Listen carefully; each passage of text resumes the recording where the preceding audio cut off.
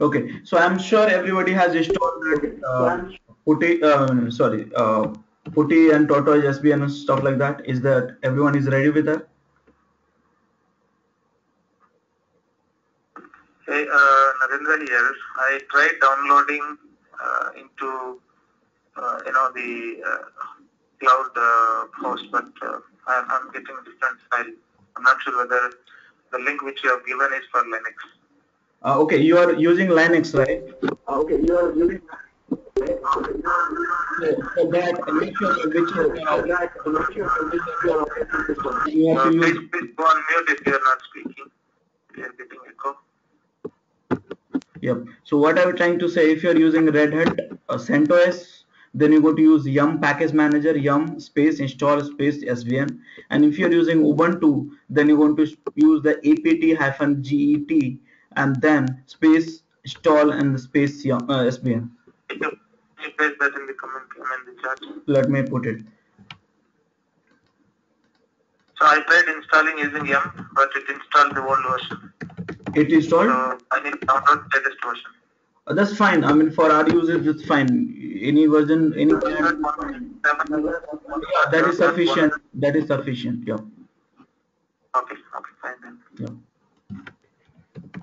Anyone else is facing any issues in terms of installations?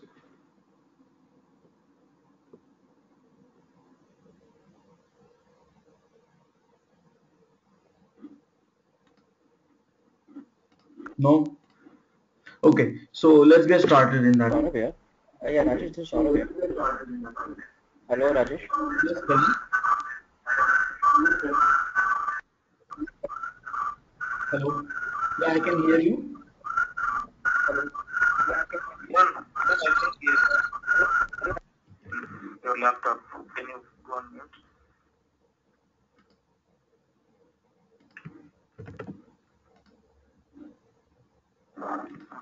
So can we get started if everyone has installed their SVN client in their machine?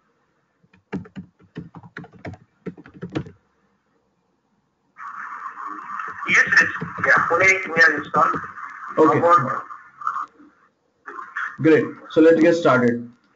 So now let me change my background, stuff like that. I had to reboot my machine twice. That's not good. That's the reason I don't use any Windows application. The behavior is unexpected sometimes. Okay. So yeah. So as you know, like SVN is based on the server and client, and everybody has installed the client. Now we need to have a server for it. So we're going to use one server that is called Assembler. Assembler. So if you remember, you have installed. Yep. Tell me. Rajesh, there is a echo. We are not able to hear you properly. Okay, let me check from where it is coming. Maybe some network issue or? No, I think it's coming from some. The people who have connected to the bridge actually. I think it's not coming from that GoToMeeting. It's coming from the bridge somewhere. Okay. Now it's okay? Yeah, now it's fine, yeah. Okay. So yeah. So what I was talking about, everyone have installed SVN client. Okay. Still I am getting that noise. Do you want me to rejoin to this bridge again? Others, please, if you are not speaking, can you mute your laptop and mic? In GoToMeeting, I can see everyone has talked.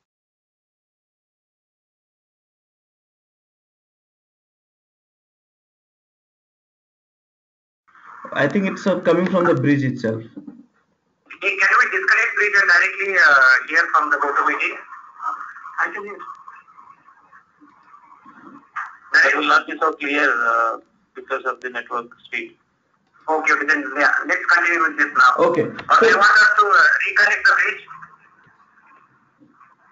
Do you want me to reconnect to the bridge?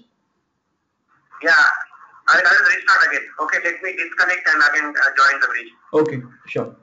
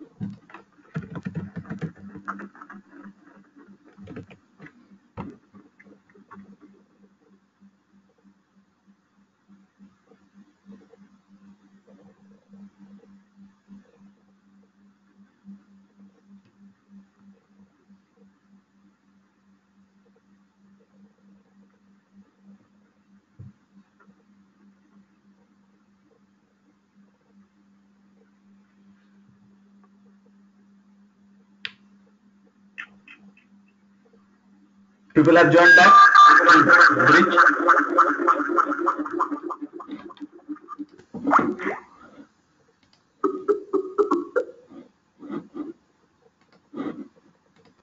Welcome to the conferencing service. Please enter your PIN code. 741.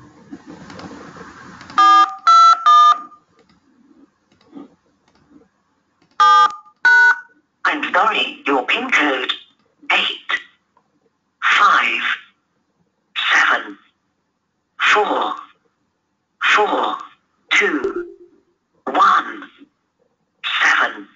Not valid.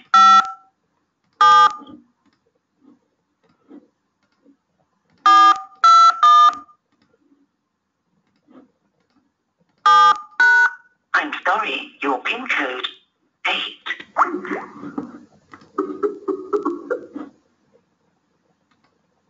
85742. Welcome to the conferencing service. Please enter your PIN code followed by. Your call has been placed in conference. After the tone, please say your name followed by the hash key.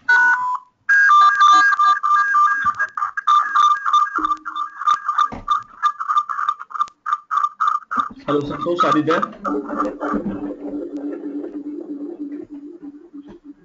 I think, guys, there's a problem on the bridge. Yeah, Hello. bridge is having, I think, some issue. Yeah. So we are just trying to, like dial in again. Just last time, otherwise we'll continue on this. Hey, Naren, did you log in with the leader flow?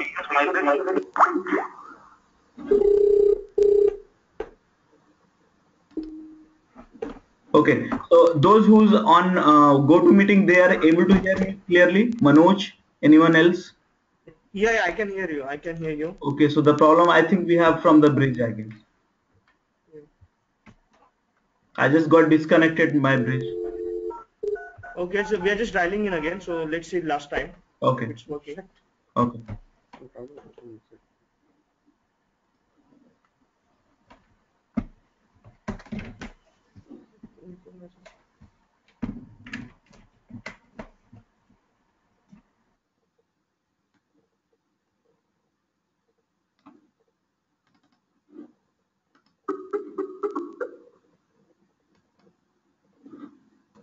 Welcome to the conferencing service. Please enter your PIN code followed by the hash key.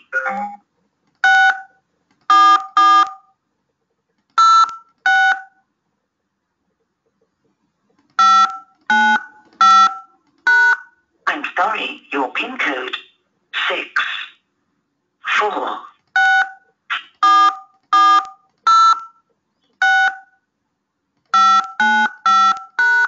Your call has been placed in conference. After the tone, please say your name followed by the hash key. Hello, is it okay?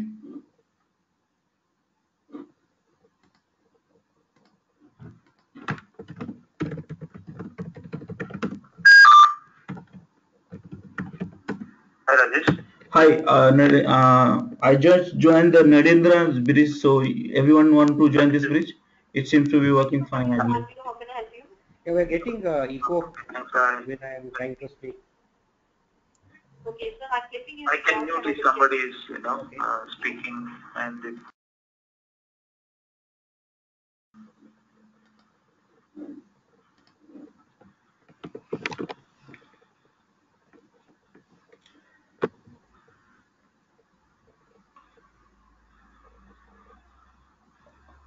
Okay, so everybody is coming to your bridge as of now? I think, yeah, we are waiting for that. Let's get the status from them. Yeah. Check with Santosh. Just yeah, you just inform him like to join this bridge. I think this is fine. It's not having any issues.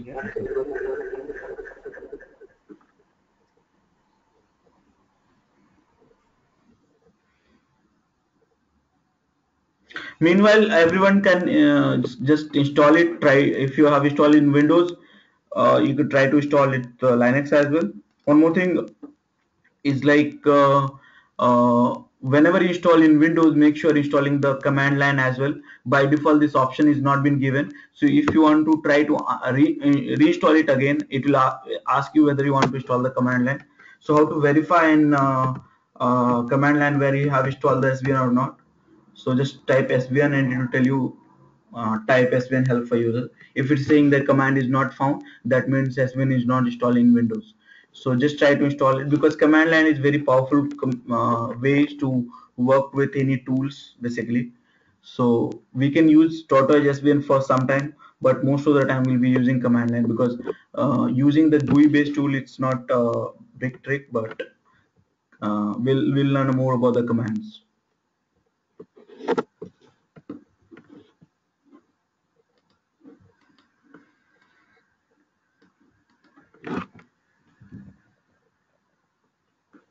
Anybody join? Except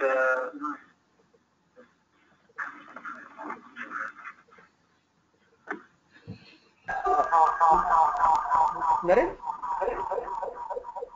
Naren, can you hear me?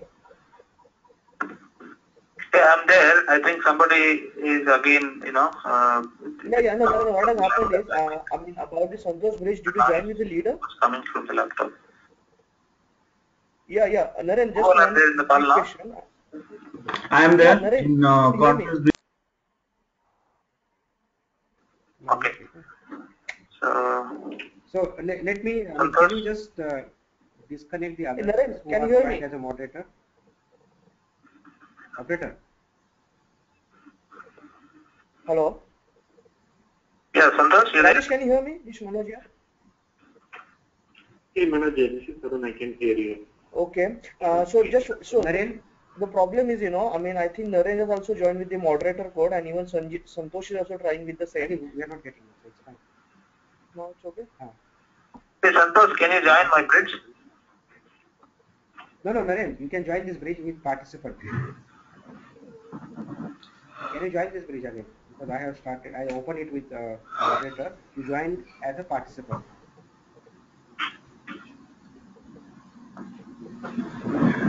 Hello. No, I'm not getting any. Santosh, I will call you after. Okay. It's calling. What is this? Naren has to join with the moderator, and you have to join with the moderator. Now we are opening the own bridge. He's asking us to log in that.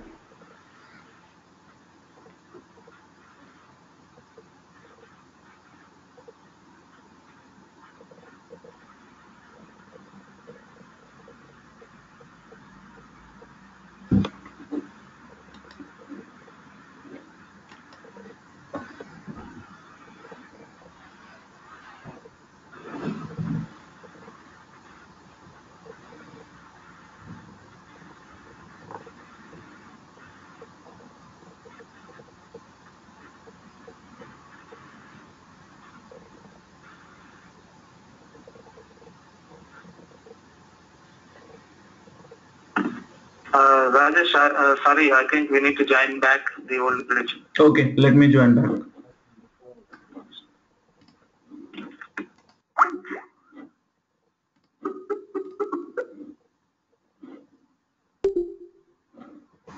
Welcome to the conferencing service.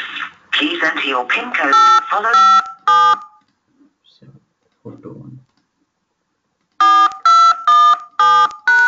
Your call has been placed in conference. After the tone, please say your name followed by the hash key.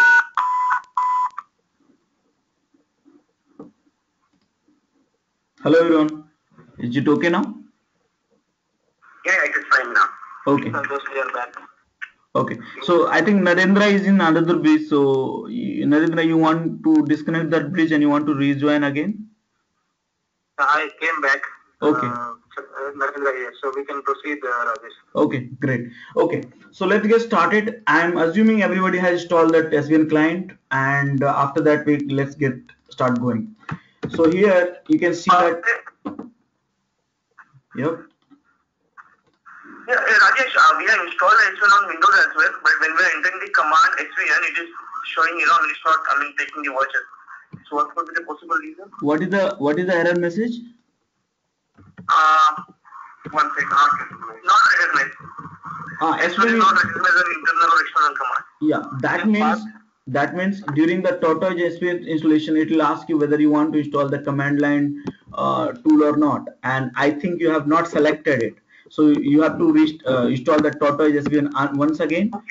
Or if you think only you want to install the command line, then there's a one more tool you can install it, SVN command line Windows.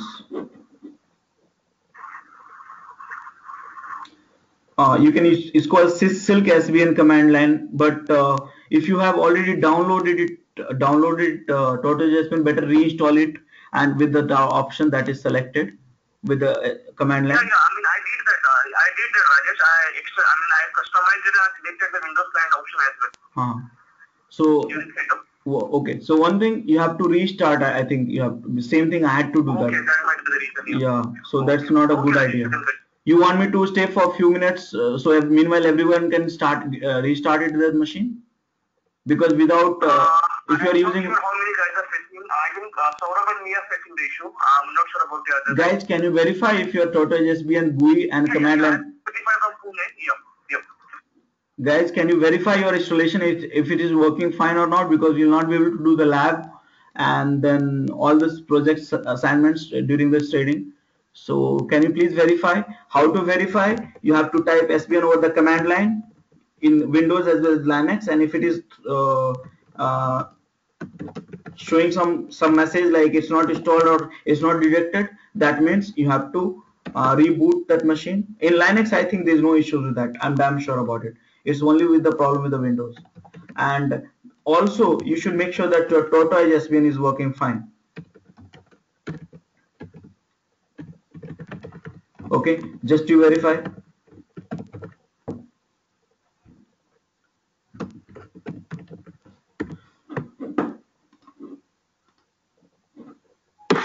I think, Rajesh, 80% of the guys are facing the same issue, so everybody is thinking of restarting the system. Restarting or reinstalling? Reinstalling, whatever it is. Okay, so I'll give you just 2-3 more minutes. Let's do that. So I'll be in a call in between. Okay. Yep.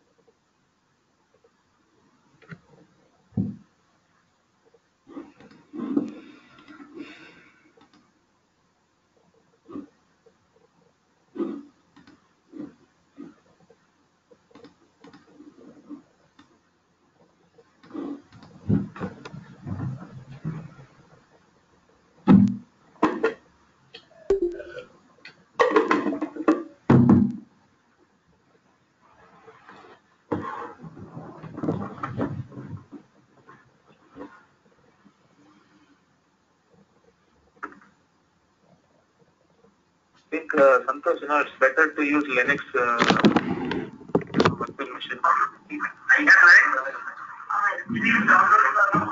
Yeah, even I feel like that, because you can boot your own VMs within a minute and then you can get it started using, or you can connect to that AWS if you want. Yeah, Windows, I think we are wasting time there. So.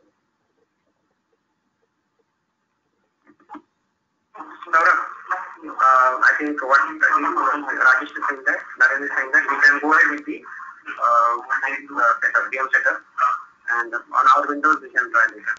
Okay. So maybe we can get some. Already installed. Okay, I think Rajesh, Yeah, so everybody is good to go.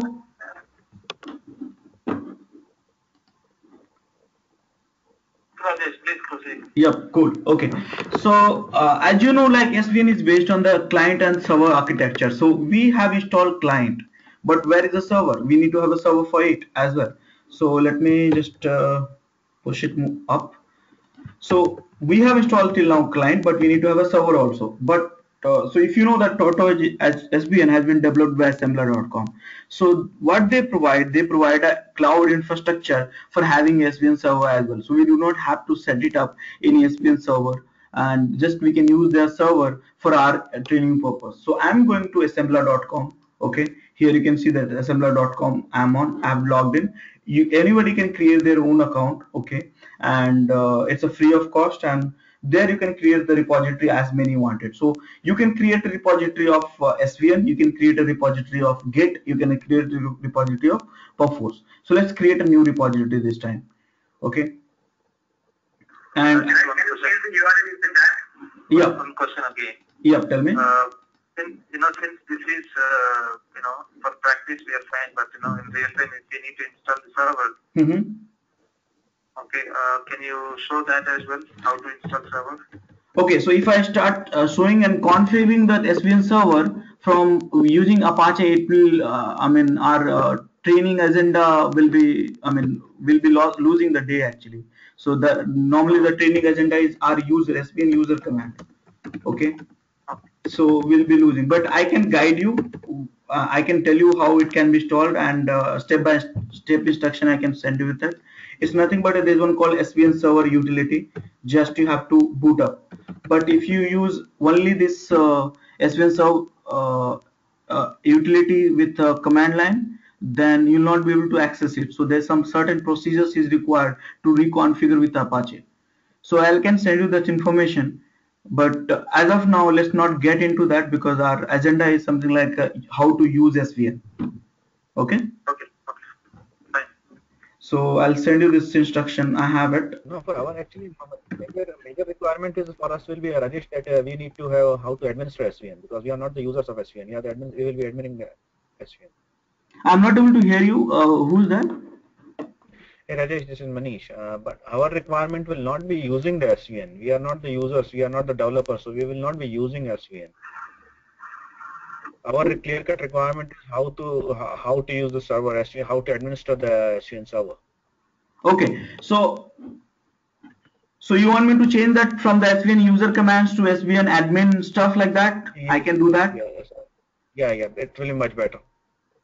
If everybody agrees, Santosh, Pankaj, Narendra. Guys, can you? Yeah, what is it? No, Well, absolutely. Some feedback like This is instead of what having the SVN I have user built command, in 2 days back. someone is saying like we need to admin the server, so we have to set it up the server instead of using it. So are we going to set up? Everybody is going to admin the server or something like that?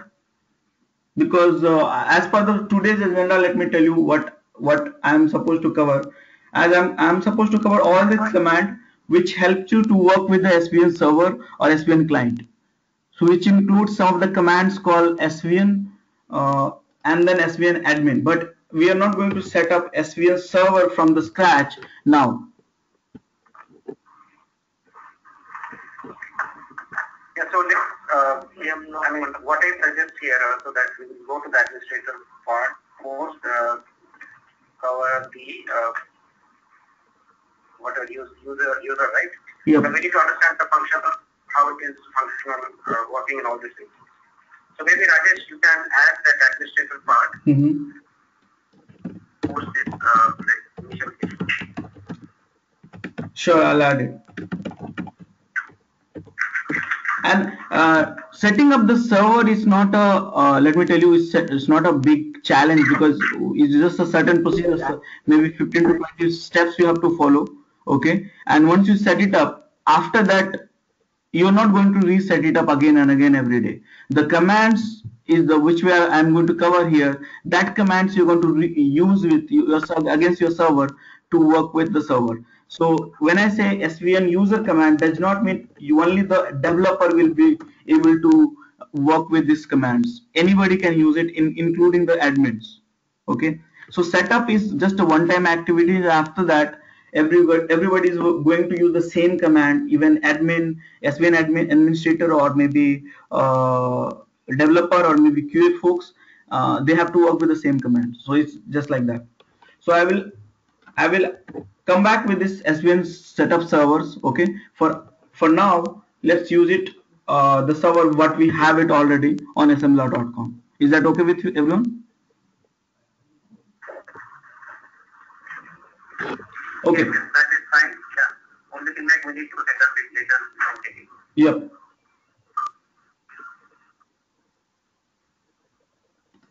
Okay, so let's install that. Let's create a SVN server repository. So as you know, like SVN is based upon the server and client model, so we need to have a server. That's important. Okay, so I'm going to create one repository here in assembler.com, and repository is something like, I can name it anything, HV training. Okay, next. Okay, I have to cancel it because I have selected the wrong options altogether. Hey Rajesh, I'll ask that from where you started creating that. Okay, so I just logged in. The moment you logged in, you'll find some dashboarding, and there you get a button called create own repository, something like that. Create your own space. Okay. When I logged in, it is asking me to, I mean, I can see that start my free trial, something like that. Yep, something like that. Yep. Okay, fine. Okay, so our repository name is here. Let me share with everyone through chat. DevOps test. So this is our repository where we are going to work today. Client we have installed, server is this one. Okay, now this is the repository, and now I am going to work with the repository. So if you want to connect with the repository that is called server, you have to have a certain commands for that, and I'm going to use that command here.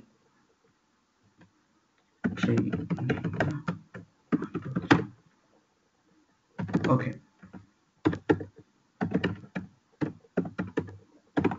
so I'm going to create one folder, mkdir svn ws workspace, get into this directory, and I want my repository which is already there in the server, SVN server, I want to sync basically. So let's sync it. So SVN CO stands for, yes, I'll just give you just a second, hold on.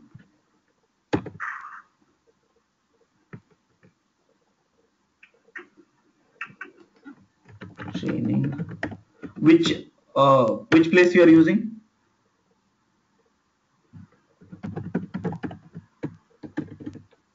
Which operating system you are using?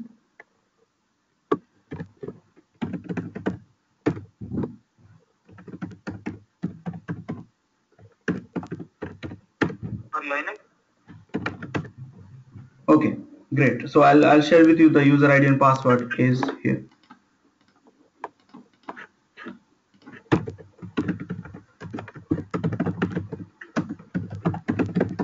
SimGalaxy.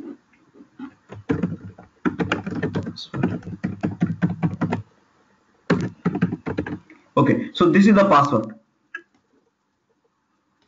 But first time you have to enter your things. So now you have to create your workspace. So how can you create the workspace? That's the first requisite. So there's a co command, checkout command in SVN, which will create the workspace.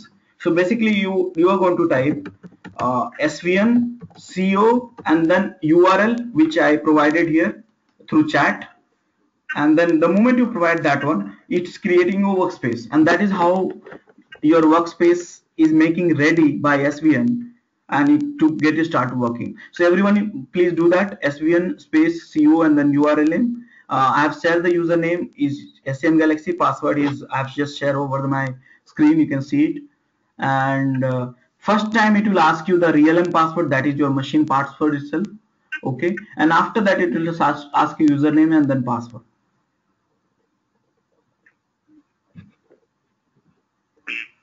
Okay, so everyone has created their own workspace.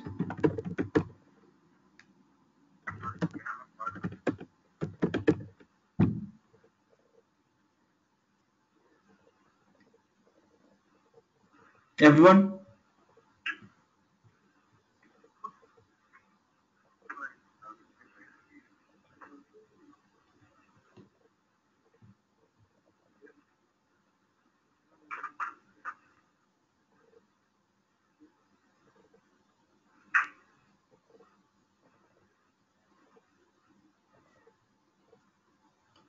Guys, are you there?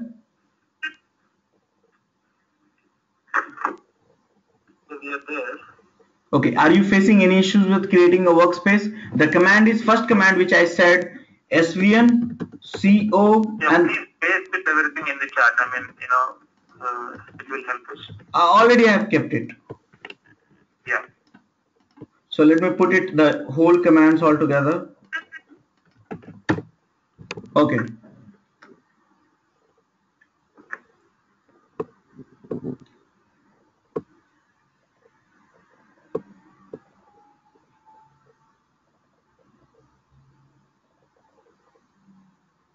Okay, Vishal, why? What is the error you are facing? You have to face the error actually.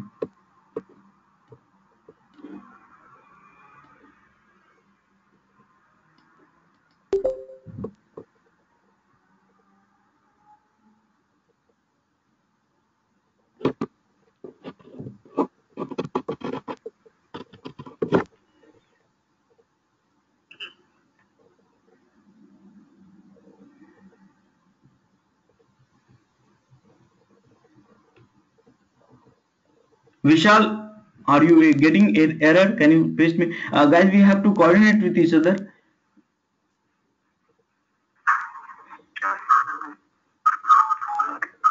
Okay, first thing, whatever the URL is you are giving, that is not correct. You are typing the svn space co and then URL is something which I am not aware of.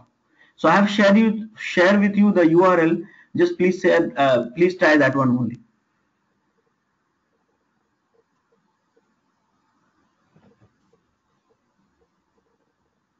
I've shared over the command prompt. Okay, anyone else is facing this issue? Do let me know if everyone is ready with their workspace. Username, first time you have to. Trying on Windows, it is giving problem for my ID. My ID does not have report. Just put it the error message, whatever it's there on the chat window, so I can see it immediately and I can make out. Narendra here. So I have created the repository here. I mean, I just executed the summons now. Okay. And okay, for Windows user, I am going to. Okay, if everybody is using Linux, that is fine. But some of you is using Windows as well, there's a way. Here, you create any folder and make that as your workspace. Right click, go to svn checkout. Okay, put it the URL and do that head revision, whether you want to specific revision or if you want head revision, up to you. And okay. Okay, username already have provided you, that's SCM Galaxy. Password is ASDF LKGH $1209.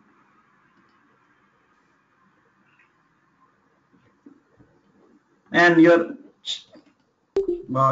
checkout has been completed successfully, and you will be able to see there's three directory and one file that is called branches, tags, and trunk, and readme.txt file.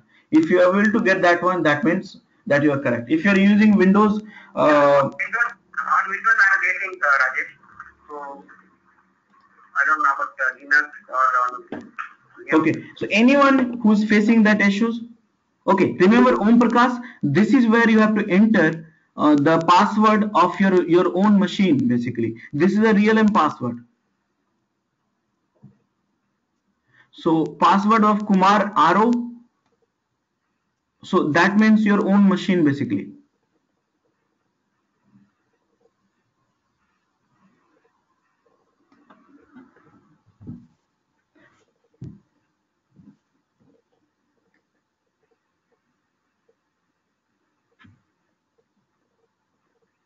Okay, so I'm assuming like everybody has completed this creating the workspace.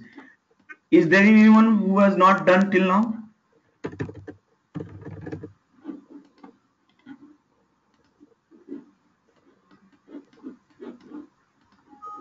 Please respond so that we can proceed further.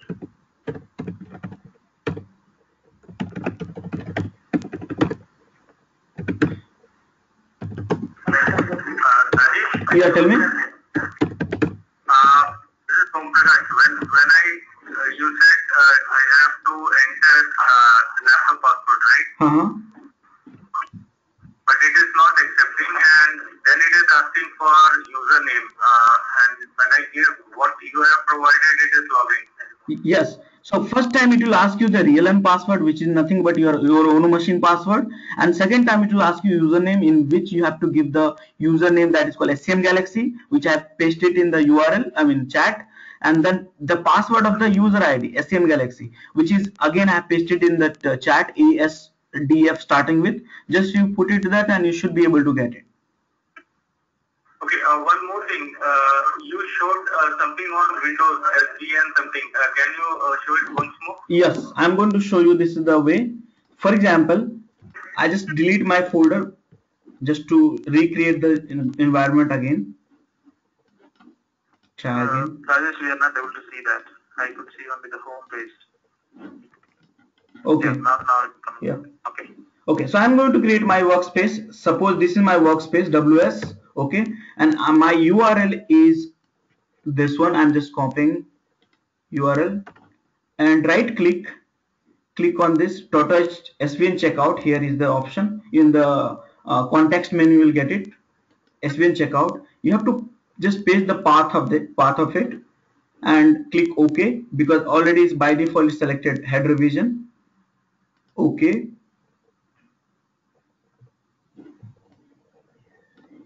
And first time it will ask you your user ID and password. Just you provide it, and I have already entered, so it's not prompting me.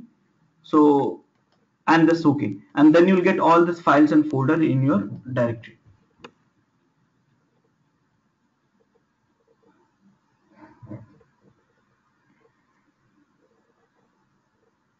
Okay, if you guys are using on command line on Windows, then it's like this SVN.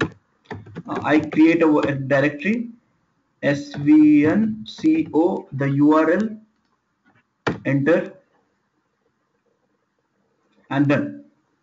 So if I do a directory, I have all these files in your directory. So that way you can do that. So both the commands are same on Windows as well as Linux, but if you're using the Tortoise SVN GU client, but the way it is different. So I would request you use either Windows command line or Linux command line, because GUI you can work anytime actually.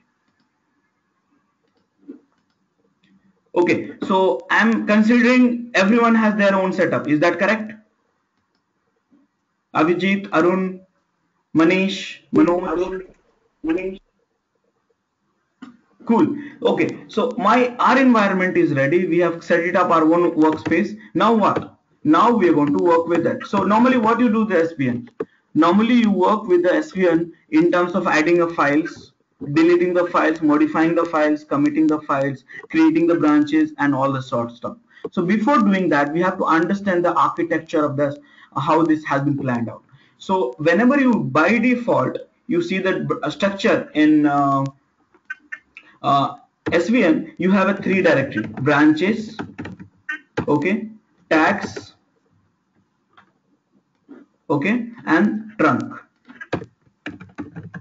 Trunk is the main place where your master copy of your source code is located. So this is the master copy of your source code.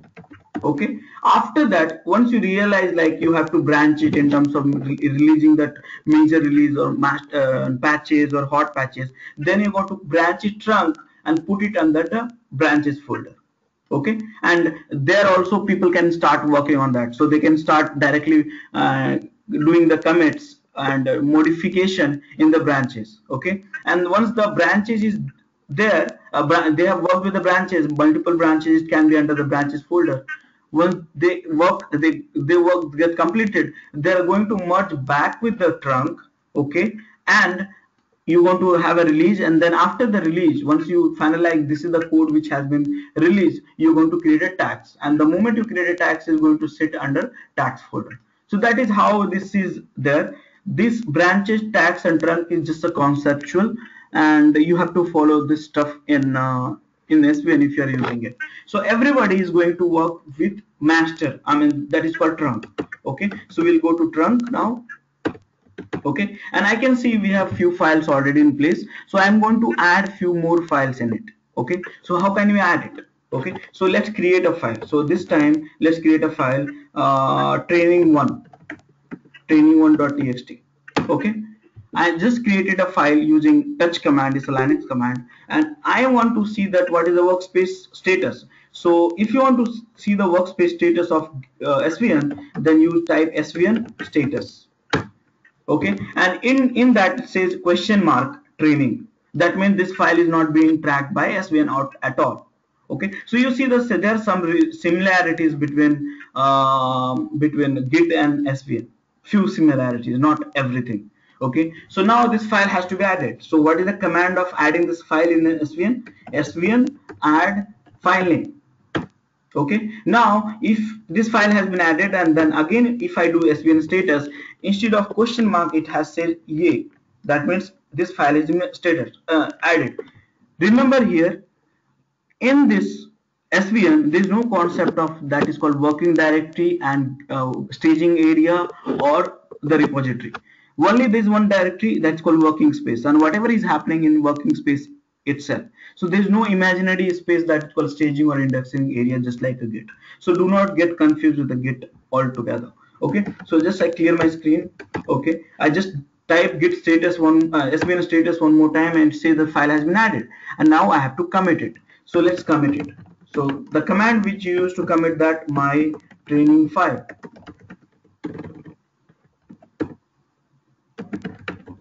Okay, and permission denied.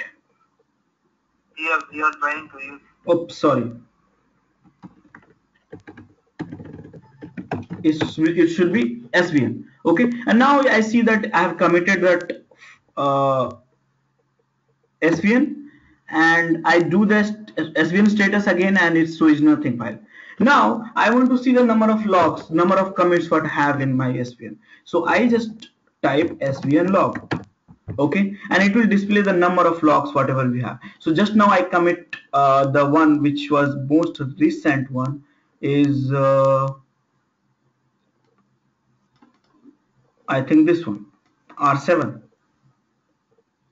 Okay, so after that we had many more changes as well. But if you notice here now, if you just notice SVN, whenever we commit the changes, I did the commit the changes, then it's not happening in the local, because as I have told you, SVN is not working on the repository level.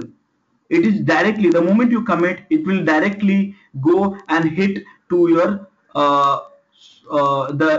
it will go and directly update to your this is called something like server repository, and you can see this training1.txt which I committed in my local workspace, which is here now. Okay, and so directly it is getting committed to repository. So there is no as such concept like Git where it gets committed to local and then you have to push and pull or something like that. No, that's not there. Okay, so what we have covered till now is like we covered 3 commands as of now. SVN to create a workspace, and then URL to create a workspace. Okay, now next command which I added, which we used to add any file. So SVN add file name or folder name, you can do anything, directory name, directory to add files, folders in SVN. Next command which I use, the SVN commit, because until you commit it will not be sent to the server, SVN server. So SVN commit -m and then message. We use this command to send that our changes to the server repository, SVN repository, and we also use to two command svn log to see the commits in the server, and svn status to check the workspace status. Okay, so please everyone do that. Everyone, can you please upload one file? The file name should be with your name, so I will identify who has checked in, and everyone is in the same line or something. So you are going to, the task is, as of now, you are going to commit one file. You are going to commit one file in my SVN repository. With the file name should be with your name itself. Okay, so I will give you just 2 minutes for this one, and you can see my screen and the for command. Okay, Rajesh, this is Abhijit. okay, and I'm going to monitor whether we have got all this number of commits or not. Okay, so let's do that. Any question, any error, please do not hesitate to ask me, because this is the pair stuff, simple initial stuff. If you get stuck here, then going forward we'll be having many issues. So I want everyone to complete this basic workflow. Hey Rajesh, this is Abhijit. Yeah, Abhijit, tell me. Rajesh? Yeah. Yeah, I would like to know SVN add. So exactly on my local server where I need to add it. So anywhere is it, or is it in? Okay, so for example, you want to, for example, let me say like this. Let me clear the screen here. You see, if you want to add your one file, so you have to have that file. So either you create through VI, or if you're in Windows, you can go and create it by the context menu or something like that, or something. In any ways, you want to create one file. And I'm in Linux, so I'm just using the touching command, just to simple way to create a file. Okay, so suppose this is rajesh.txt. So I am going to add git add rajesh.txt. If suppose this is in different directory and you are in different directory, then you are going to give the path of it. Okay, like this. Makes sense? But as of now, everybody has to be in the trunk, because everybody, remember, in SVN everybody work on the trunk. Okay, to start with. So I do. Okay, that was. Yeah.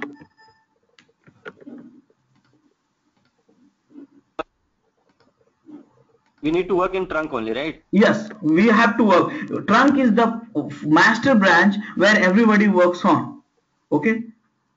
And someone is facing issues. Vishal SVN commit is not giving and message and don't see my message in log. Vishal, I did not get you that problem. You have to paste the whole error altogether if you're facing.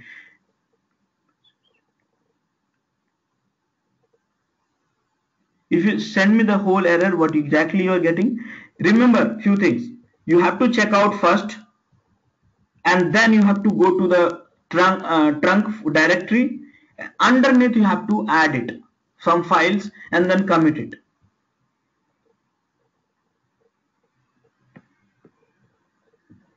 Okay. So do let me know if anyone has done it. So I'll just check it. Go to the browser and check it.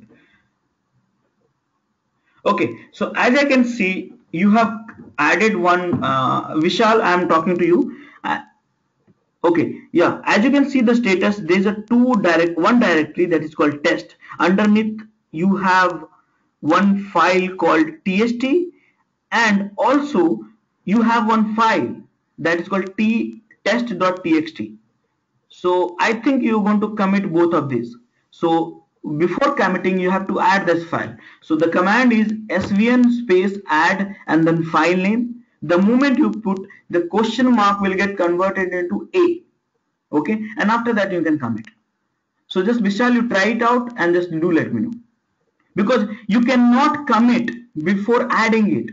So if you see that my note, yeah.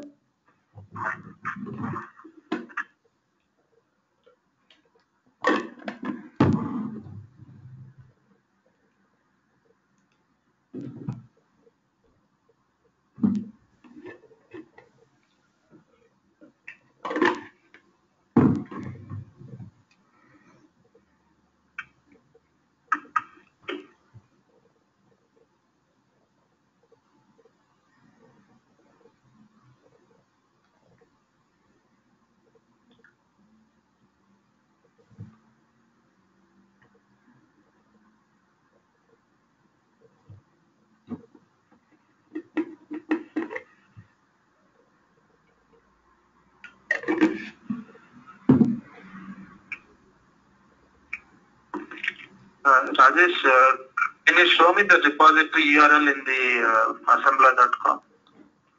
Yes, here it is. So basically you have to click on the DevOps test, okay, and then the moment you click on the DevOps test, SVN. So under team, is it? Under the SVN tab. Team is the one where we normally add everyone. So for time being, I'm giving you my access itself to save the time, because we have already lost so much of time in the sync up. So I do not want to add everyone as of now. So let's use my email, my user account itself to commit it. And later point of the time, you can create your own account, or I can grant all of your access here. So that way everybody can do that. So no, actually I created the account, but the SVN folder is not there. I mean, SVN tab is not there. Yes, why is that so? Because you have logged in as your own account. If you logged in as a new account, you are not working using that account on this particular repository. Yeah. So I need to create a project over there. No, you don't have to create the project, because as of now, let's work on my repository. Let's work using my ID, and then later on you can do that stuff. So as of now, I wanted to add everyone as a team members, and so I can verify how many commits have come. But we have lost some time in my sync up, so just I'm trying to avoid. So let's use my account only to do all these activities. Make sense? Actually, it should be not. This is Om Prakash. I tried from both Windows and Unix system, and it is giving different outputs basically. Okay. If I do through Windows, it does not show anything. It just shows like it has been committed. Okay. But I am not able to see where exactly it is there. Okay, and so what is the file name you have added? Okay, so sorry, in Linux, I just added training file, okay, and what it asked was. Okay, so basically, Om Prakash, if you can copy paste the error message, I'll be getting better way and faster.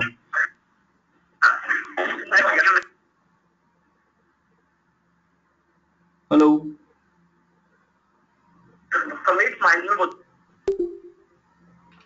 Hello.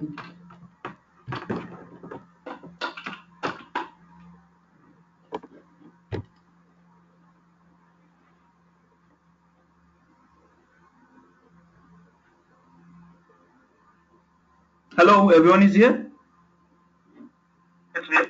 Okay, great. Yes, sir. Okay, so I can see there are 4 to 5 check-ins. Okay, Om Prakash message, if you look at it, Om Prakash message, it says SVN commit -am password for SCM Galaxy and stored yes, adding. Okay, so that means what you are doing is committing, transmitting the data. So that means you have committed. So what is the file name you have committed? So as that is there in the command itself, training. Okay.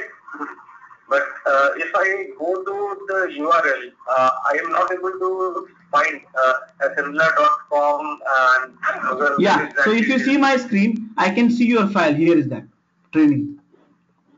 Okay. So, but where exactly can I go and in this URL? Okay. So again, I'm telling you, you have to go to this one. Use my user ID and password. Once you go to the home folder, okay. Can you go to just URL assembler.com? Yes, I am on assembler.com. Under the space, there is one repository called DevOps test. Okay, click on that. Here there are a couple of things. If you see training icon, okay, training-ohm below it. I don't think you have gone there. You can screen back. Om Prakash, what you are trying to do, if you tell me, I can tell you immediately. Okay, no, here you see training-ohm. There is in spaces, there is training-ohm. Okay. Cases, yeah. You have to go to, see, there are so many repository, you have to try it DevOps test.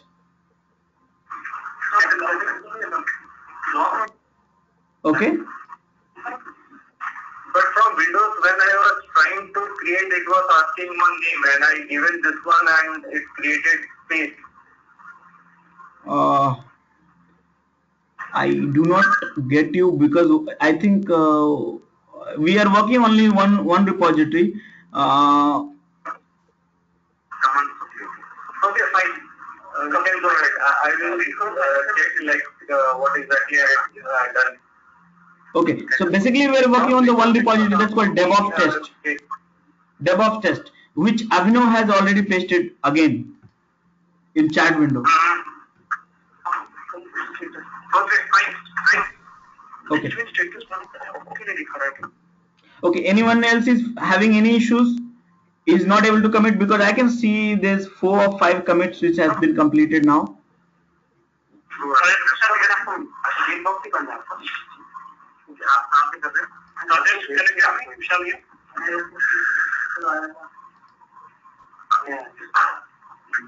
Hello? Yeah, someone is speaking, I'm not able to make out. Yeah. Ignore my message, because I was able to comment it. So ignore my message. And error is now resolved. I should show the status windows, but when I Okay, guys, those who are, there's a request actually. Those who's not speaking, can you please mute yourself, so I can only hear to the voice which is really needed. There's one question here. Ramesh, can you hear me? So Rajesh, can you hear me? Yes, I can hear you. I have committed 2 files. And don't see them in the log, SVN log. Okay. Okay. So I will. What is the file name you have committed? One is test.txt and another is testvishal.txt. Yeah, both the files I can see it here. Okay. Let me see it. Okay. So now, okay, like guys, if you listen me now, if I assume everyone have committed till now everybody has committed from their own workspace using the same ID. That does not a problem.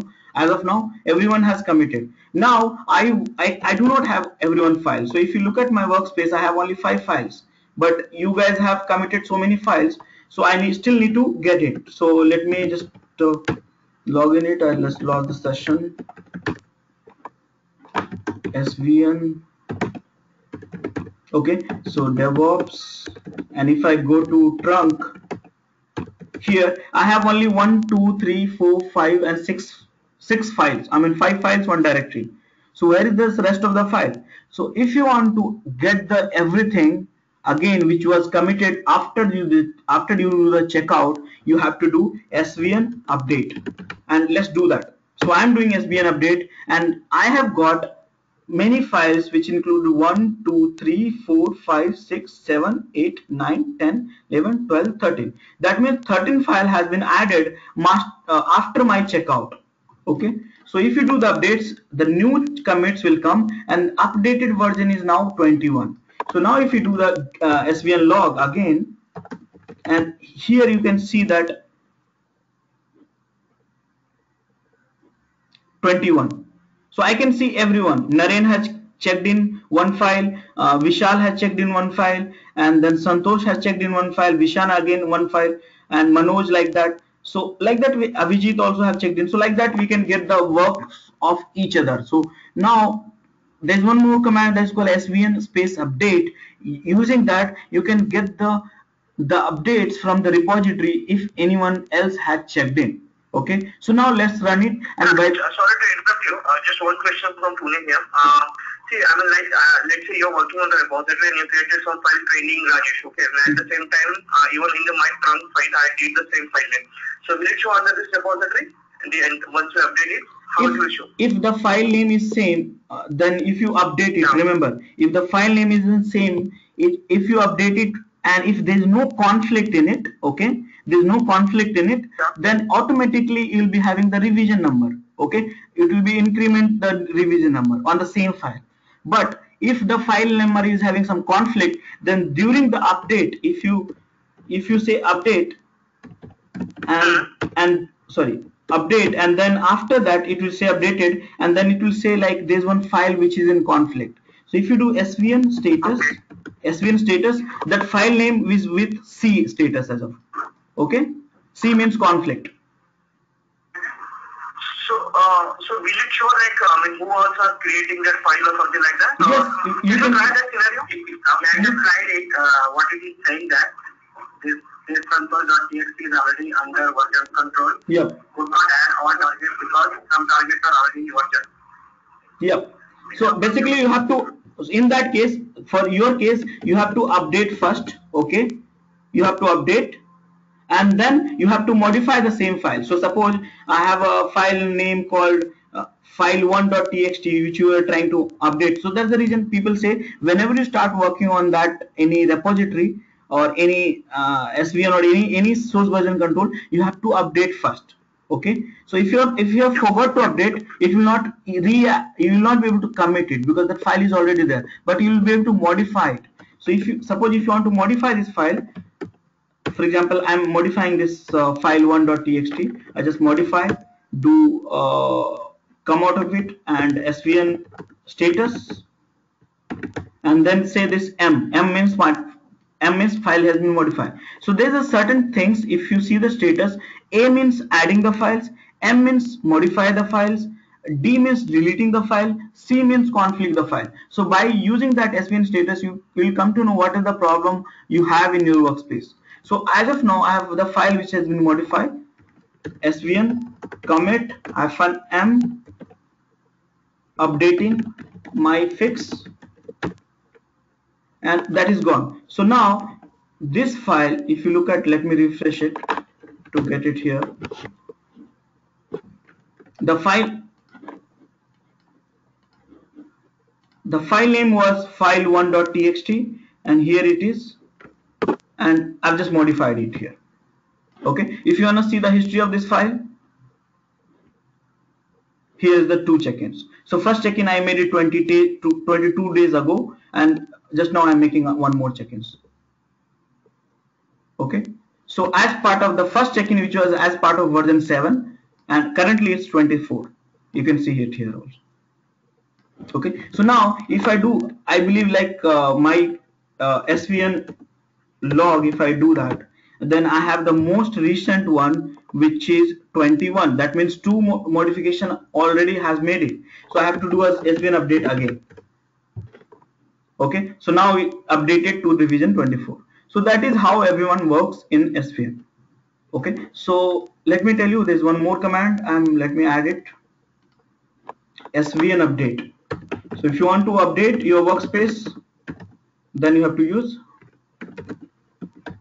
workspace with repo svn server, then you have to use this command. Okay, so I believe everyone is in the same pace. Everyone have tried checking out the repository, adding the files, committing the files, and some of the frequent use commands that's called svn log and status and update. And this is the basic workflow. This is how every day we work on. Let's see what else we have in our bucket. Okay, so as part of the PPT, which will give us direction, and yep, so we wanted to talk about this one a little bit.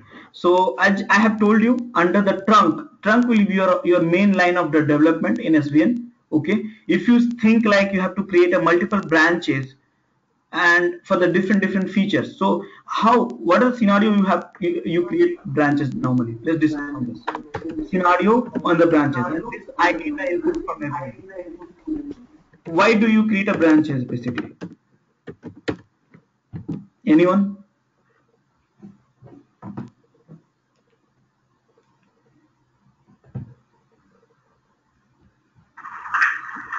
For individual work space, basically. We need to create it for the purpose of adding new features into existing. So now let me tell you, you might get it and correlate with the real time environment. We create a branches because we have a certain milestone to achieve, which we do not want to do with the master branch. That is in our case, which is trunk. So we create a branches for the certain scenario. We created branches because we want to develop a new feature. Okay, new feature which might be unstable, so we don't want to disrupt my trunk. So if you're developing a new feature and you don't know whether it will work or not, when it will work, when it will be finishes and all, so better you create a branch from the trunk to different branch, and so you work on that particular feature branch, and you work until it gets stable, and then you come back and merge back with the trunk. So you create a branches because you want to work with a feature, new feature. You also create a branch for the bug fixes. Bug fixes, it can be 1, 2, 3, 4, 5, 10, it depends upon you. Okay, you create a branches to fix the bug fixes. So for example, you want to take a longer time to fix your bugs and you are not sure how many commits you are going to do that, so normally you create a branches for that as well. You also create a branches for the major releases. Okay, so suppose today you have decided, like, okay, today you're going to upload, today you're going to release that particular product 6.0, and but other you do not want that new commits to be added as part of the release 6.0, but you cannot stop people to adding the new commits in trunk as well, because there you have to do multiple commit, there are other developments, bug fixing, other things can happen. So what you do normally, you create a branches. So let's create a branches, let's log these branches, and we'll take that branches as a stable code for our releases. So you create a branches for major releases, same goes with the minor releases. Okay, so this is the scenario. Apart from that, you also create a branches if your team is geographically distributed. It completely depends upon the scenario. If some of your teams are in USA and some of teams are in India, and you don't want to fight with each other about that you broke my belts and you broke my belts, so you create a based upon the teams located in different geographies as well. Okay, so these are the common scenarios on which you create a branches and you work on that, and after you complete your milestone, you basically merge back with your trunk. Okay, so this is how we do that. So we create a branches under the branch folder. Let me make it bigger one. Yeah, so you create a trunk, you have already trunk, underneath you add multiple files, then you have a branches directory in which you create a multiple branches, and then you have it all the set of files whatever you want to do. And tags is just a naming conventions in which you just say that, okay, this particular revision number has been tagged with some title which is logical, to say like, okay, this is the working code for XYZ release, this is the working code for this major or minor release, or this is the working for till today, or this is the working for till the milestone what we have achieved. So for example, if your program manager is having 50 bugs to fix in this cycle, so he wants to fix that 50 bugs, and then he may want to tag it those all these 50 bug solutions as part of like this milestone, this scope, or something like that. So tag can be anything, with whatever the milestone you want to name it can be created. Okay, so as you talk about the repository layout, you have a trunk, you have a branches, you have a tags, and you can see it by checking out that stuff. But always you're going to work on trunk. If you're working specifically on some feature or bug fixes or team wise or some kind of different development which you do not want trunk to be impacted with the unstable code, then you might want to create a branches from the trunk, and then you're going to work on the branches. And tag is again is just a logical name of achieving any milestone. Okay, checking out the project. Okay, Rajesh, this is Pankaj. Yes, Pankaj, tell me. Yeah, Yeah, Rajesh. So does it mean that when we are tagging any particular code, uh, it will start acting as a repository from that moment, or our main repository will carry the tag? Okay. Coming back to the concept here, we do not have a multiple repository in SVN. We have a single repository which is hosted in SVN server. So first thing, it will not, even though you do hell lot of things in SVN, it will not create, because SVN has only one repository and everybody is working on the one repository. That's the first thing.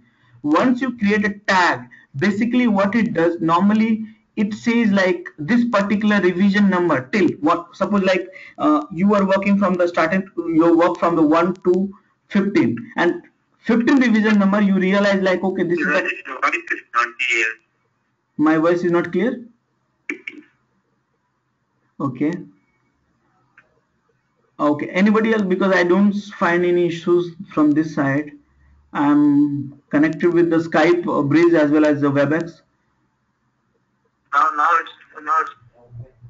it's better. Okay. Great. Okay. So what I was saying, there is only one repository. So whenever you tag it, that means what exactly happens? That particular revision number. For example, you are working from the revision number 1, just like we did started, and then we reached to 24. And 24, we had a revision number and we realized it, okay, this is the time, okay, we are going to release our product at the revision number 24. So then we decided, let's tag it, so that way if in near future, if you want to get that particular release code, not anything else, then you just check out that tag number, that's all. Okay, or maybe that is useful for the building that particular code or something. This is the naming, logical naming convention, saying that okay, this is the code which is the part of this release, or this is the code which is the part of that release, like that. So tagging is just a kind of branches itself, but we store it under the tag folder. Remember, whenever you say like create a branches, so branching in SVN, branching and tagging both are similar, but it's just a logical difference. You create a branches, whereas you want to work on the further changes. You create a tag where you want to stop the changes because you think like you have achieved the milestone, but you want to store under the different database or different directory altogether. Make sense? Yeah. So it means once we tag any particular repository, a copy of it is maintained for the future purpose. And when we create a branch. Yeah. So you do not tag repository. You tag only branch. Okay. Okay. You do not tag the repository. You tag only the branch. And yeah, it can be used for the future reference.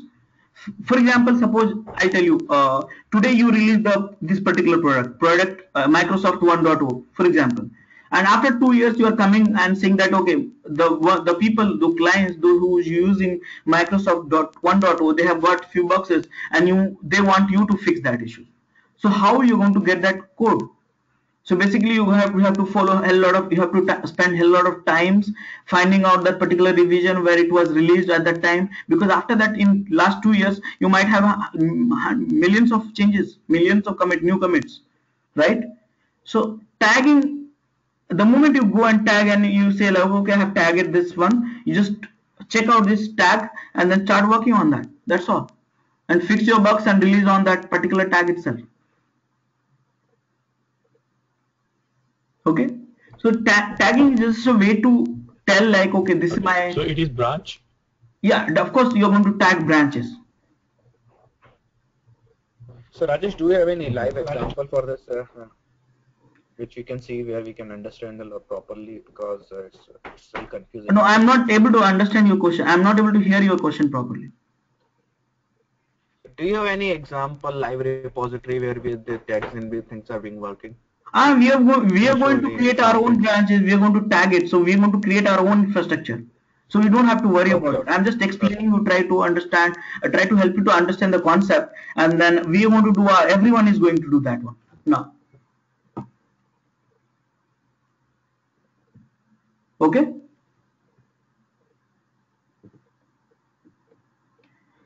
Okay, so coming to this adding the files, we have also added some of the files, and we can also add the directory, and then end of that we commit the changes, and this is how we commit the changes, and everyone have done it. Okay, now next what? Next, let's delete some of the files and try to do that. So can you delete your own files and try to, whatever the files you guys have added, you must be knowing actually. So can you delete your own files and see what happens? So just try. The command is svn space delete and then space and then file name. Okay. And after that you have to commit it. But if you do not want your this one, if you do not you want both the things in same command, then you can use -m also. But let's try as of now using svn space delete and then file name, and then run the svn status, and then you try to commit it the changes and see what happens.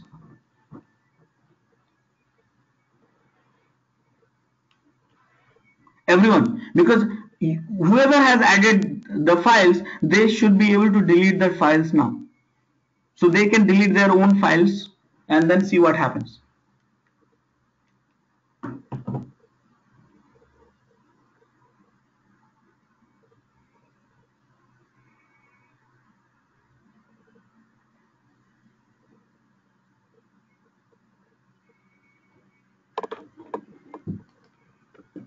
Okay, I'm going to do myself as well.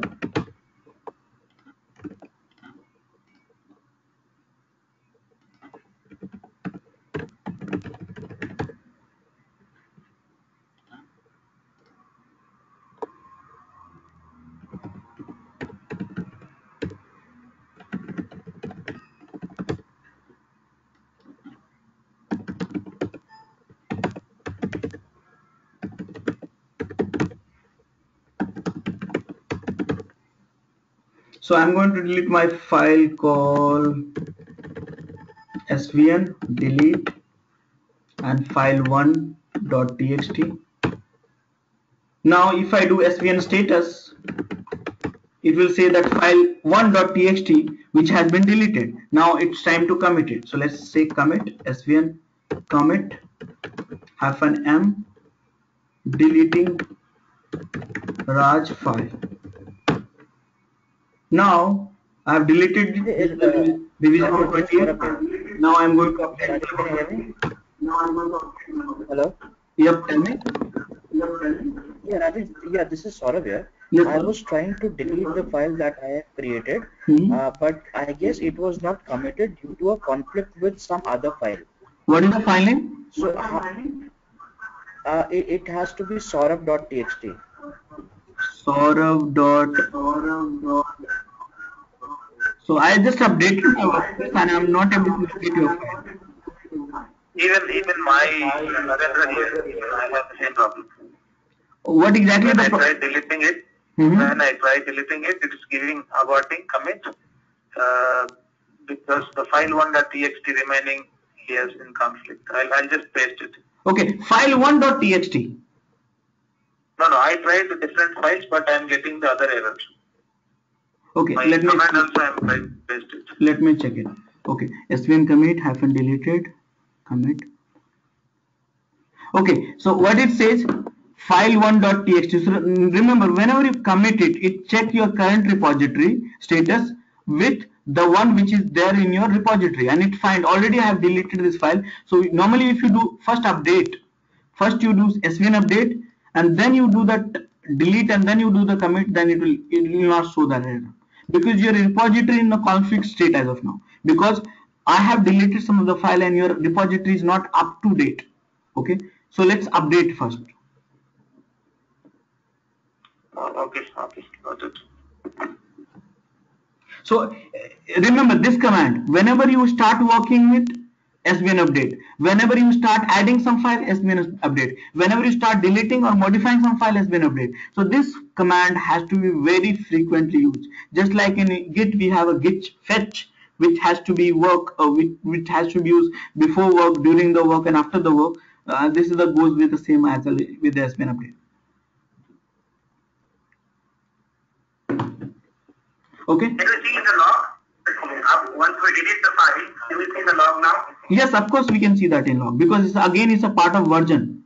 So you can see that the moment you commit it, versions keep increasing from 1 to it has reached to 33. Just now I was having 29. That means 4 people have again deleted that file, and as of now the revision number is 33,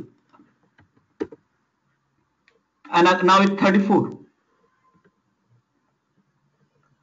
Okay, so now I can see that file only. I have 10 files. Maybe some of users So have not Rajan, this is deleted. Saurabh here. Yeah, Rajan, this is Saurabh here. While Yes, sir. deleting the file, I'm getting this below error. I pasted it in the chat. Okay, just can you put it on the chat? Okay, it says like Yes. svn delete saurabh.txt and force override is. Did you update it? Svn update it? Yes, I did. Okay, let me check. Just a second. Okay, so if you look at it, the file which you are trying to delete, that file itself is not available under the trunk, I think. So how can you delete the file which is not available? Yeah, I got that. But then I have created the file in my remote directory. Yes. I have done a commit also. So while doing a commit, I guess it gave me an error. No, commit was done successfully. While updating, it gave me a conflict error. So that I was talking previously also. Can So you now, can you send me that error of what is that? Send me that SVN status output. SVN status output. SVN status? Output. Now Yeah, run the command that's called SVN space status and then send me the output of that. I'm sending you the I'm output. also using the same URL. I just pasted it in the chat. Okay, let me tell you. Narendra, you are having the one file in D state, Narendra training. See one. Okay, just a second. One by one, let me resolve this Narendra issue. See, Narendra issues is having one file in D state that's called deleted. C in conflict. Remember, why you have a C file in conflict? Because I have deleted it. That means Narendra, you are not updating your workspace first of all. So you run the SVN. Even if you do that, I've done the SVN update also, Uh-huh. and then try deleting whatever is there, I should be able to commit, right? No. Whatever, okay, you have deleted. So if you want to commit only the changes which you have deleted, then you have to be specific to that particular name. But as of now, you have many things in your plate. C file is in your file is in C, means conflict state, which is file1.txt. So do one thing, get rid of the file1 by forcibly deleting it, because update seems to be not working or something like that for you. Okay, and you have 3 more files actually. Narendra, I'm talking to you. You have 3 more files which is in non-tracking state. So that means you have not done anything as such. So just get rid of this file as well. File1.txt.mine, file1.txt.r222 and r24. And again you are deleting few files like .xyz and subramaniam.txt. So you are deleting multiple things, but some of them why you are not able to commit it, because your file is in conflict state, and that's called Subramaniam. So let's do that. SVN forcefully delete. Sorry, SVN updates forcefully. So SVN help update, and there's an option called force. Yep. So you try this time, Narendra. This is for you. SVN update -- force, and see if this is able to resolve your issues. And I can see you have deleted narendratraining.txt. Okay, coming back to the Saurabh issues, you have one file in delete mode, one file in conflict mode. Again, the same issues because of Naren's file, you are having the conflict mode. So you also update forcefully your workspace. So SVN space update space -- force. So I think after this you will be able to resolve that issue. Rakesh, one more question. Yeah. for example, you want to modify some file, so you update the file, but later you realize, okay, I don't want to modify, I want to keep that original state. Yeah. So instead of coming, what is the command to basically redo or undo that whatever update you have done? Yeah, so basically, object out. Basically you revert it. So we are going to come back on that. Revert it basically. Okay. Okay. Okay. So I am. Rajesh, After doing a forceful update, I got this. Who's that? Saurabh? Narendra. Okay. Can you just? So I just pasted that. Okay. Just you pasted that in chat window. I want to see that.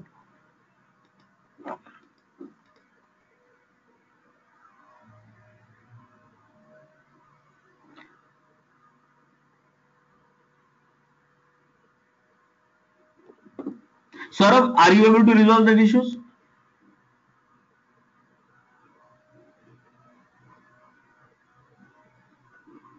Pasted the output that I got after a forceful update in the chat window. So if you can please check that, it is at 12:05 p.m. Okay, guys, one more thing. Just a question. Okay, no, you both are working on a different machine. That's fine. So how come you're getting Naren training.txt? Because the message was pasted at 12:08 p.m. that file is not there in that altogether. So Naren, it is there in my, when I do delete, right? It is not committed, right? So still it is there when I do a status. So do one thing. You just delete this conflict file because your status is not happening. So better you delete locally. It says local delete incoming delete upon update. So just you delete this file Naren training.txt. Okay. And you have many more files actually. If you look at it, you're not deleting your, you're not cleaning up your workspace altogether. You have many file.1.txt which is in conflict state. Why? Because it's asking you to do whether you want to accept it file1.txt, which is not there in repo, but you are still using it. And as of now, you are considering. Okay, one more thing. Your update is not happening altogether 38. So better you do one thing. You delete this file which is in non-tracking state. File1 txt mine r2224. First thing. Second thing, you have to your Naren training.txt is in your conflict state. You are not sure about it, so better you delete it and you get the force update one more time. I mean to delete from the folder. Yes. RM and then Naren training.txt. Just delete it. That is not there in my file. I mean, when I do ls-l, it is not showing there. It's not showing over there? No. Okay, so let's say something like this. I wish I can access your machine. SVN status. I don't have any conflict as such. So just a second. SVN status.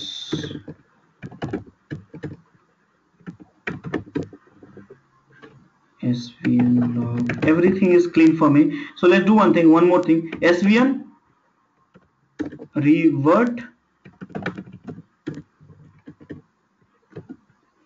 let's say resolve it. Let's resolve it. I wanted to cover this command on this. Resolve that. What is the file name? Naren training. You have a conflict. Naren, but I don't have a conflict, so I will not be able to run that command altogether. So do one thing. You just try to run SVN resolve, and then tell me what are the options you are getting. SVN resolve and Naren training.txt.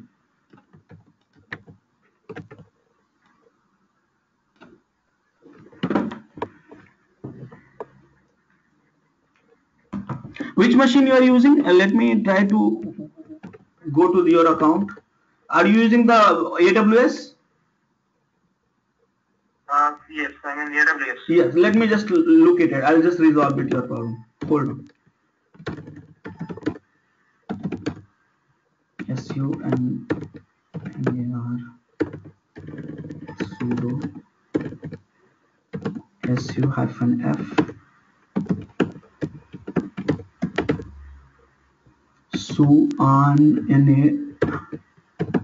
Aryan.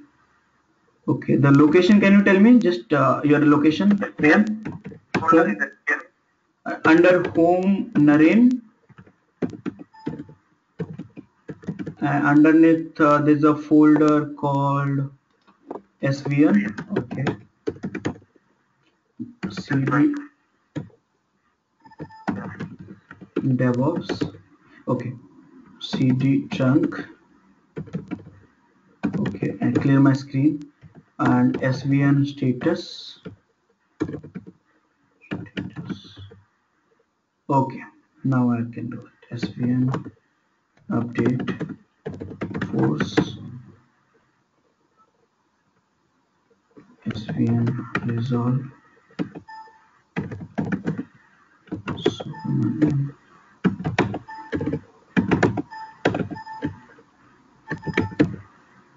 Subramaniam is not there, but still is in conflict. So ls-la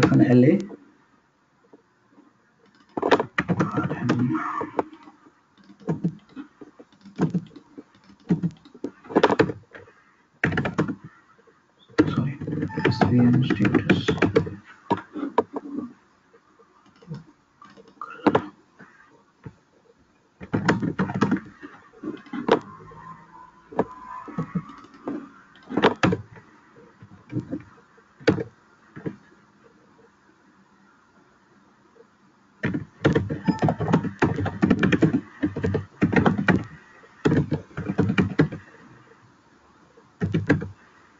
Okay, status.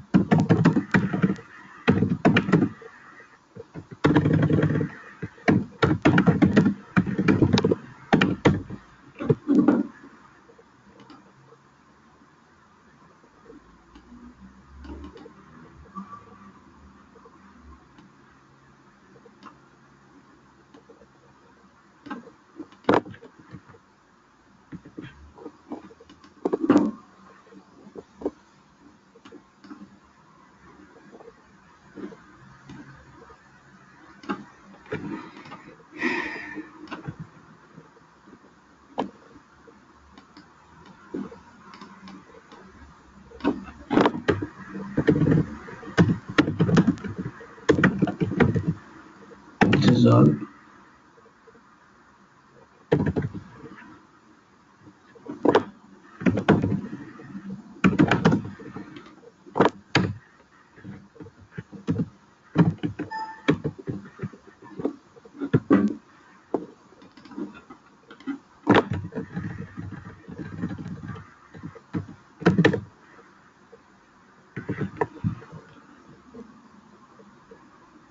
Okay, so it's saying this is not able to resolve it. Tree conflicts can be resolved to working state, and this file is not there at all in your.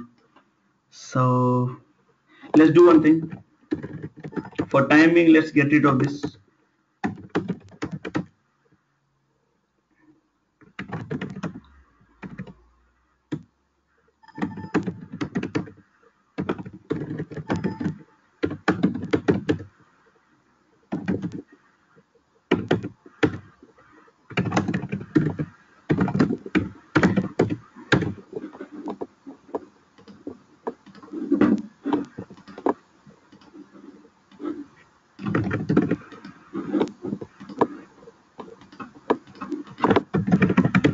SVN check code.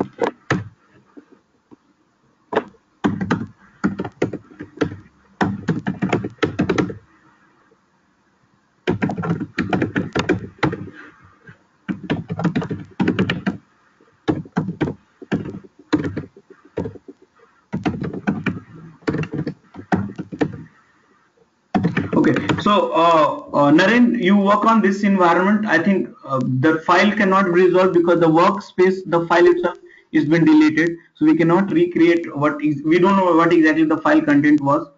Okay, so I have created the fresh environment for you just to start working on this. Okay. Okay, for now, Om Prakash, so that STS stage. Okay, so you have a same problem. What has happened? That file someone has deleted and then committed, and then file itself is missing. So you do one thing, Om Prakash. You can delete that folder again, and you check out the scratch, and then you'll be able to do that. And you have one file in modification state. You can resolve that one also. Okay. So everybody has their every working copy up to date. What exactly? Hello. Yes, Rajesh. Can you tell Rajesh what exactly I need to do in order to resolve this issue? Okay. Can you put up the command in? Okay. So normally the command is okay. Whenever you have any. Okay. Hello.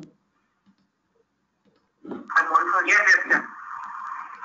Okay. So whenever you have such kind of issues, there's a normally things what we do normally. This is the called conflict state. Whenever you have file in conflict state C, then normally SVN resolve -n accept, and there are three options. Either you accept yours, either you expect theirs, and either you expect mine. Means either you want to accept the repository level or with the conflict or your working space. So you have to specify actually. So if you do like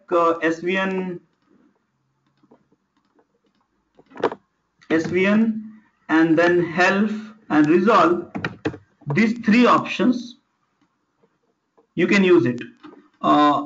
Mindful, thereful, or working. These three options you can use it. You can use base and mind conflict also, but normally I do not recommend it. I never used it. So these three options I use it most of the time.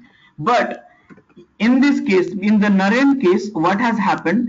They were not able to resolve it. Why? Because it was not, the file itself is not available. It will try to resolve it only if the file is available, and then try to compare it and then try to resolve it file. But in that case, if you use mindful, the file itself is not available, then how it will resolve it? So in that case, you have to say something like a thereful. Thereful means it will taken from the repository or the base. Okay. Even though if in this case, if you are not able to get rid of the issues, that means you have corrupted the .svn folder. So if you look at it, this one place,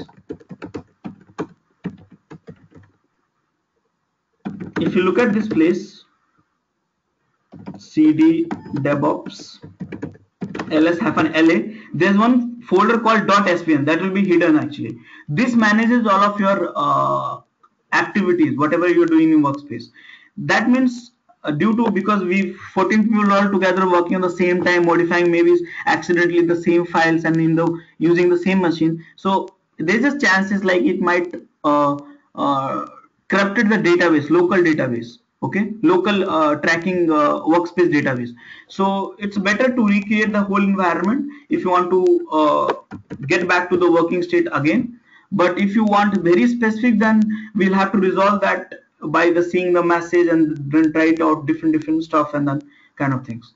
So best way to resolve using SVN resolve. If it's not able to resolve using SVN resolve, that means we assume like it's corrupted. Better to check out a fresh copy of it. Okay. Okay. And what is the step for fresh copy? Deleting the existing one and yeah, just SVN checkout. SVN checkout will create one fresh copy actually. Okay. But before that, you must try this one, SVN update with force, and then if some of them are in conflict, then try with this option, and if still not able to do that, then you do that SVN checkout.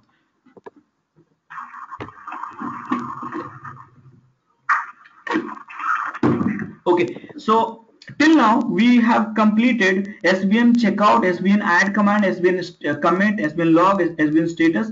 Now we are going to cover and SVN delete also, SVN delete also.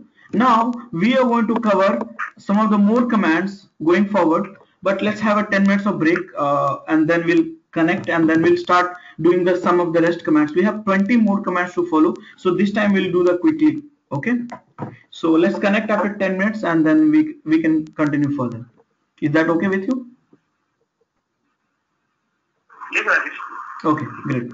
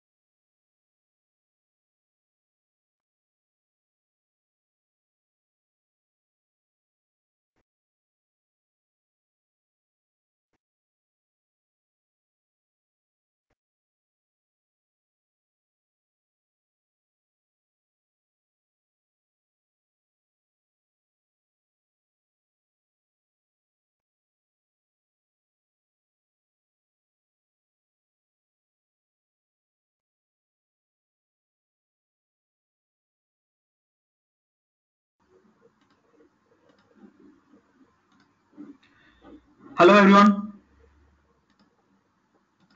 Okay, Rajesh. Hi. Everyone is back. Can we get started?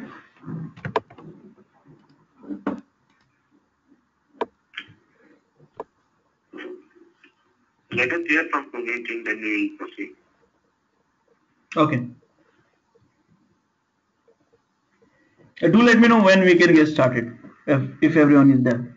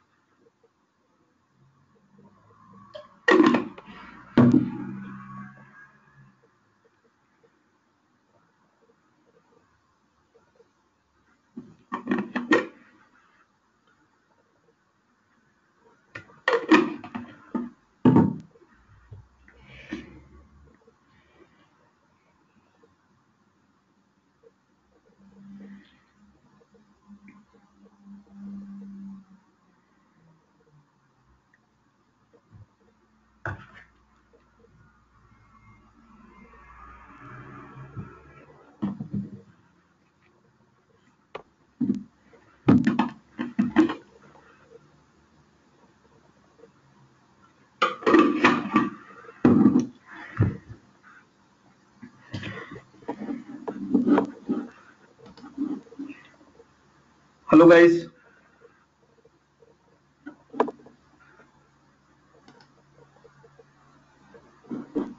Hi. Can we get started? Everyone is there?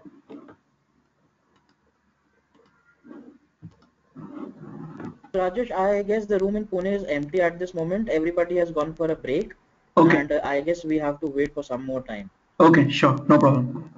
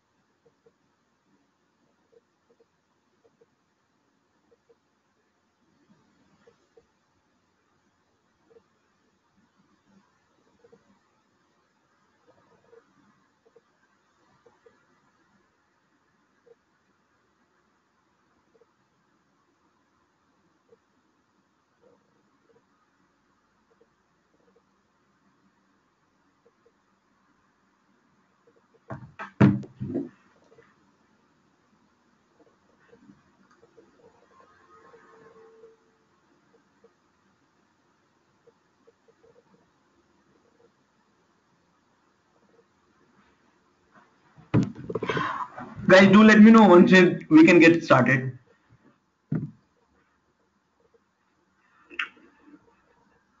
Okay, sir. Yeah.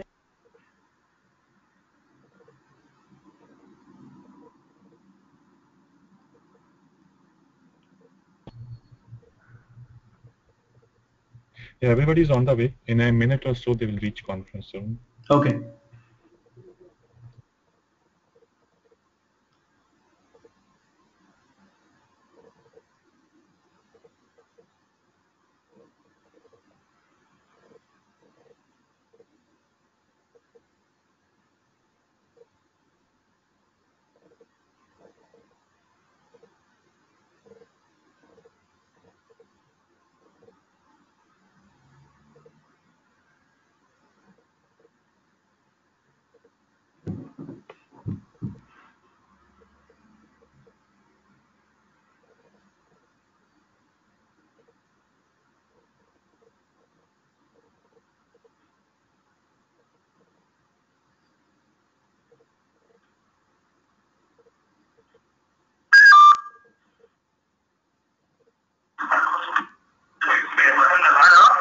Hello.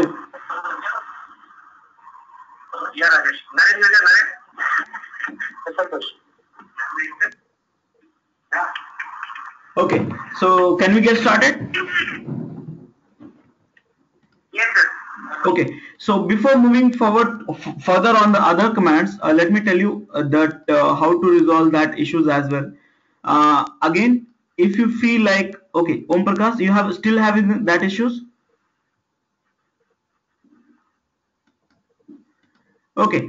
So I gave the process which I followed, but that is not the. I don't think that is the right way of doing it. actually. Instead of chat.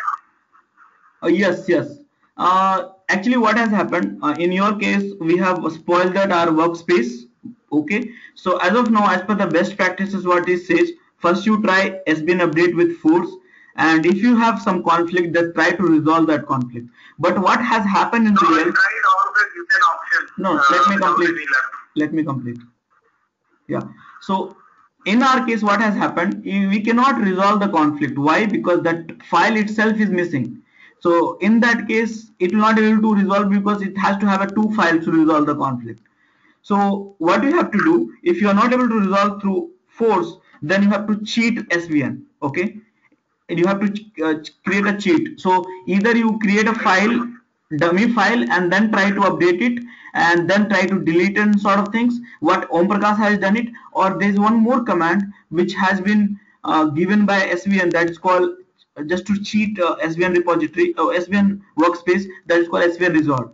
In that case, the moment you type SVN space resolve, it will say like your workspace is not having any conflict. Okay, and you will be able to update your workspace without any issues. Okay, if your file is available still in your workspace and it's in conflict state, you can also revert it using svn revert. So we are going to use this command, but for time being, if you are having a conflict which you are not able to resolve it because the file is missing in the workspace, then you type svn space resolve and it will resolve. It will cheat the SVN saying that it has been resolved, there is no conflict as such. Okay, but real problem will not be solved using that because we have messed up doing the stuff in a maybe, I don't know how it has happened, but this is the way to cheating. This is the normal issue, everyone might get it, but this is the way to get out of it. Okay, and still, if end of the day, if you are still not able to clear your workspace like that, then last resort is command delete all this setup and do the fresh checkout. Okay. Rajesh? Yes. What is the right Hello. I'm trying to resolve conflict. I give command like resolve dash accept. If I want to resolve that, what should be the third option? Accept after accept. You have a 4-5 options. Either if you want to accept, if you want to give your file to into the resolving state, then you have to give mindful. Okay, here mindful. Okay, that is called shortcut MF also. And if you want their file, then you have to say their full.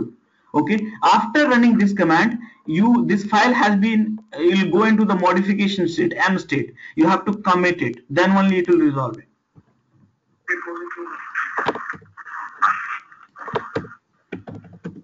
After resolving, you have to commit it. Oops. Okay, are you able to do so?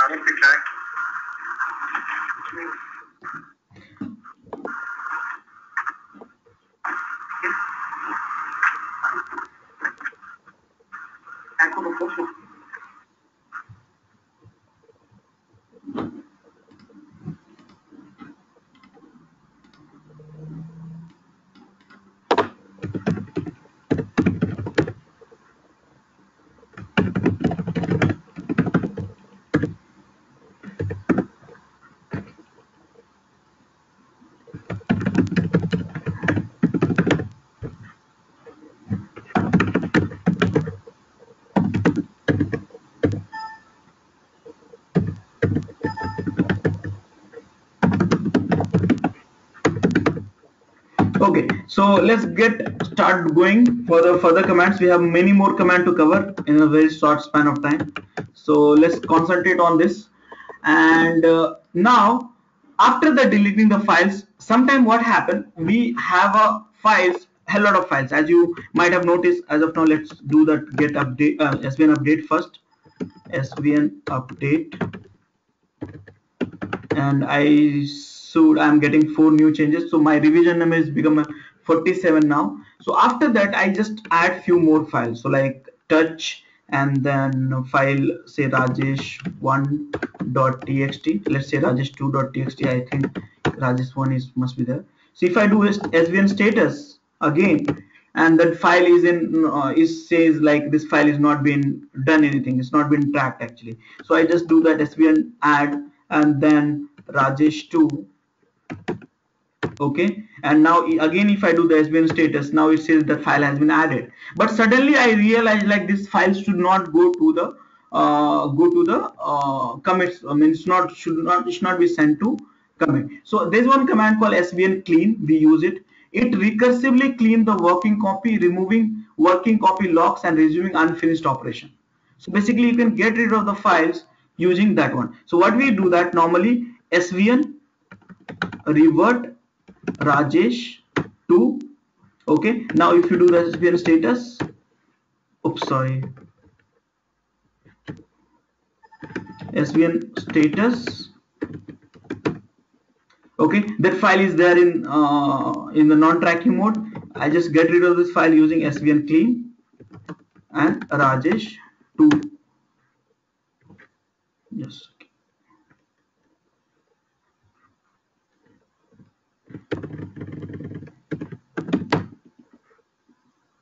Yes.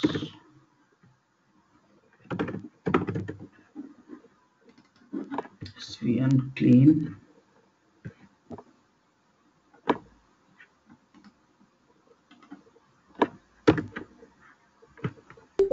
Just a second. SVN help clean.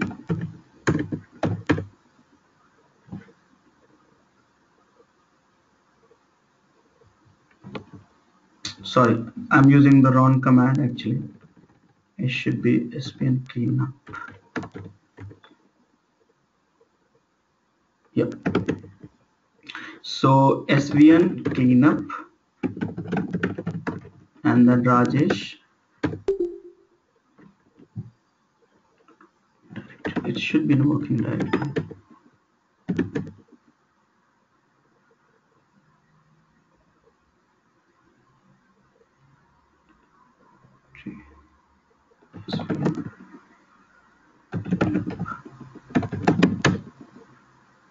SVN status. Okay, sorry, I just get rid of this.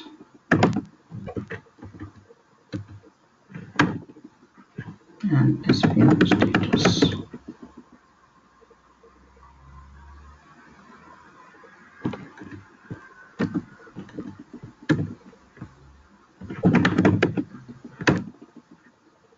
Knocking working directory.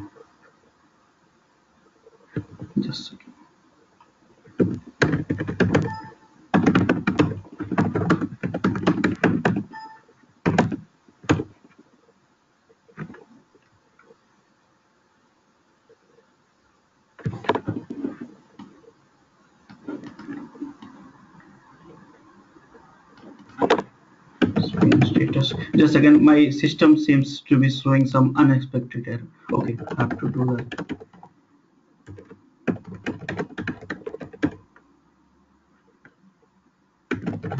Wait. Okay.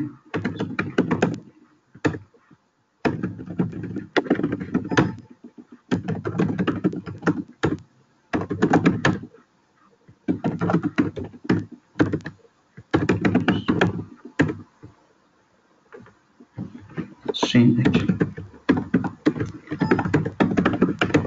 Okay, so I will talk about this SVN cleanup in a while. It's not showing the as expected error, but it recursively clean all of your working copy, removing working copy locks and resuming the unfinished operation. So this is the command we have it. I'm having some issues which I'm not trying to replicate this issue, so we'll come back on this.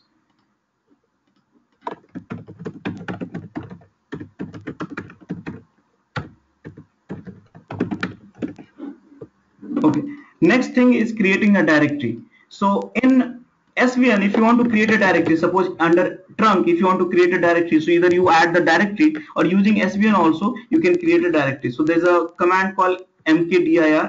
Using that you can create a directory. So suppose I want to create a directory called Raj and SVN commit -m adding Raj. And now if I refresh it my browser here,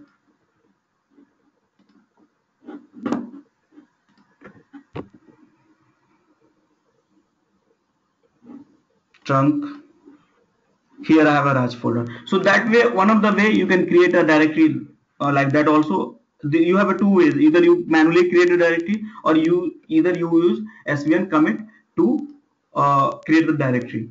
Now next thing is moving the file. So if you want to move the files from one place to another place, so let's say like you want to create a files under this Raj. So let's first create a file. So touch raj1.txt. I'm creating one file. So svn add raj1.txt file, and then I have to commit it -m adding raj1.txt. Done. So I have added the file. If you notice here, I have added the file under Raj directory. Now let me go back and see if I have any other directory. So I have one directory that is called test. Okay, so I am going to move this raj1.txt from the Raj directory to test directory. So we are going to use Raj, where is it? cd Raj, oops. Okay, svn move raj1.txt to where? So dot I have to give the path, so it has to be let's try like this way first, and dot test. Yep. And now let's commit it. svn commit -m moving files. Okay, so now if you look at it, the file has been moved from the Raj to test. Okay, it's not come. Strange. Hold on a second.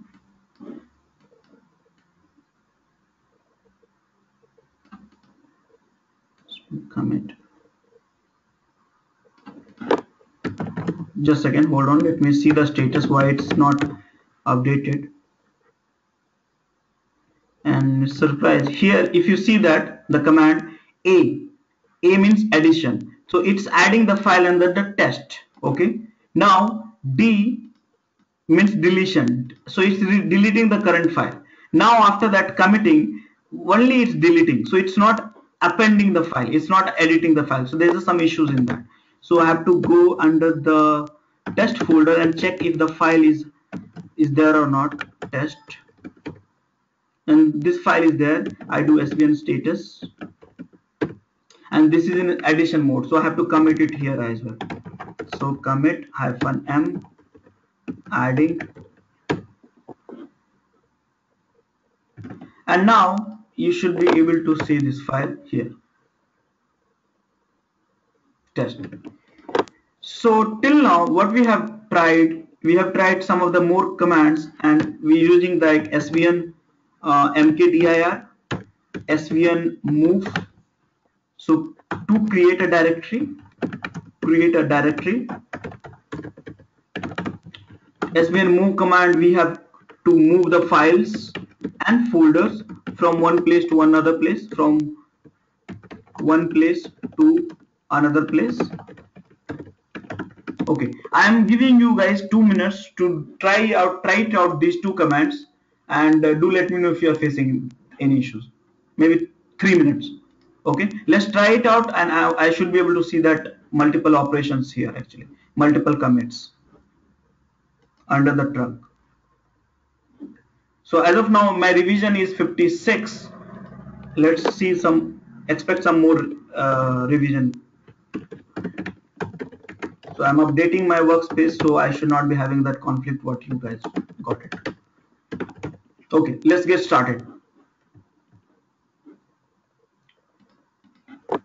Meanwhile, I'll fix your cleanup commands.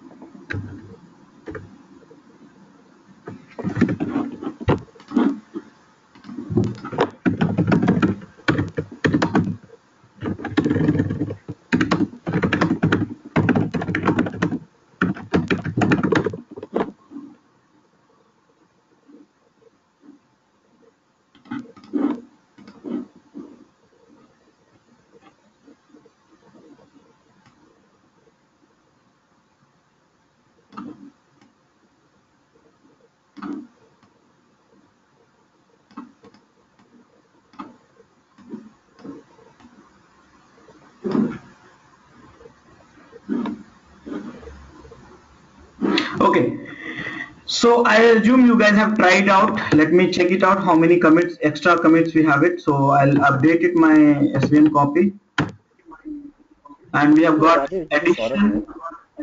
people have added many files and then updated it and created few directories as well. That's good.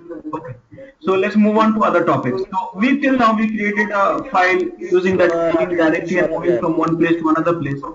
And we have also already tried SVN status, which says like which file has been added, modified, conflicts and stuff like that. We also. Okay, sorry to interrupt you. Sorry to interrupt you. Yeah. We have a couple of questions here. Yeah, tell me.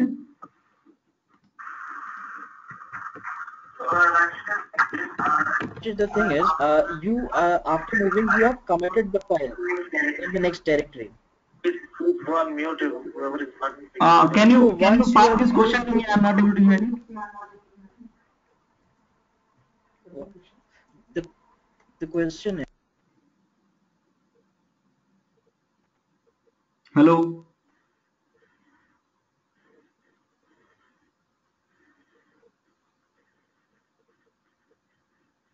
Hello. Am I lost, everyone?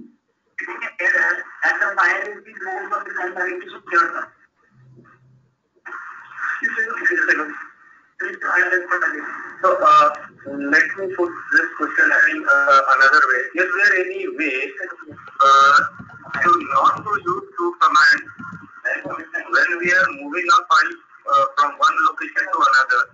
Because what you just did is you added, then you committed. Okay, so committing did only delete, it did not add it. So we had to go to that particular directory and then we have to add it before it was reflected, right? Yeah. So your question is when you try move, then it basically and then move and then SVN commit and then again you go to see that whether it has been added SVN add and then SVN commit. Is that the question? No, my question is, can we do with a single command which moves the file from one directory to another? Because here we did this, we moved it, it shows deleted, then we have to again go to that directory and then commit the file. Yeah, so that means these 4 commands you want to do it together. Is that correct? Yeah, one command which maybe if there are 5 things pending, it can do all the things in one go. Okay, let me try to find out. In fact, even I am not aware of. So if there is any options, then it will be there with the move command itself. And here you can see this is a operations, whatever it's there. Non-interactive trust, password, arguments, quiet force encoding, quiet parent force. I think no, as of now, as part of this move command is not there. Let me verify in the Google also.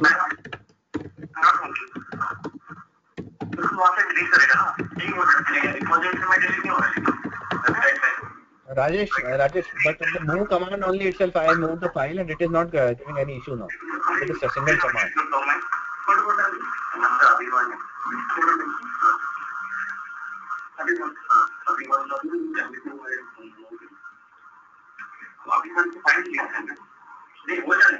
मेरा हो गया मेरा भी हो गया ये जो कि वहां पे आ रहा होगा एचवीएन टेस्ट में आ जाएगा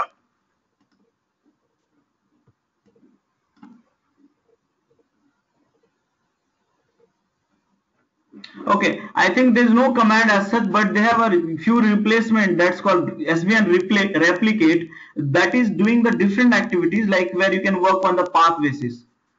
Okay, so we will talk about this one later, but as of now, all these commands, whatever we have completed, there's no shortcut for this. Okay, Om Prakash is facing some error and he's saying adding, sending, transmitting done, committing versus this SVN status.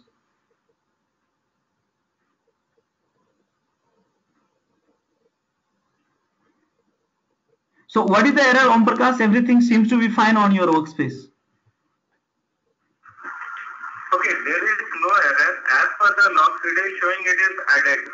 It has added, but actually it hasn't added. If I go to directory okay, DIOM, DIR2, it does not add anything there. Let me check it out. As per the message, it shows added. So you are under the trunk, you are trying to add Naren training.txt, and I cannot find this file. So okay, so let's do one thing. You type these two commands, whatever I am saying, svn add. Okay, first you give me the output of okay, so you svn. Okay, can you do this update force?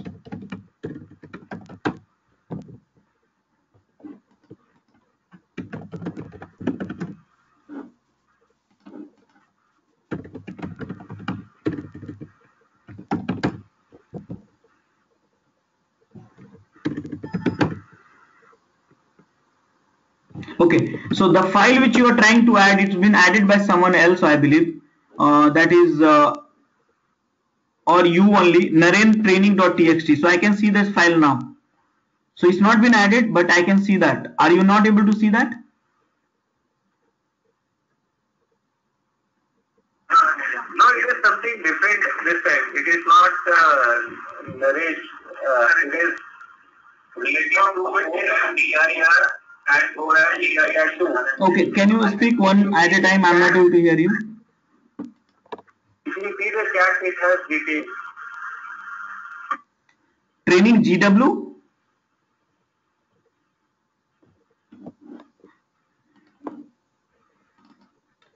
See, as per the chat, you are committing two files, training.txt and training GW, as part of 46 revision. Both of the files I have got it. So svn log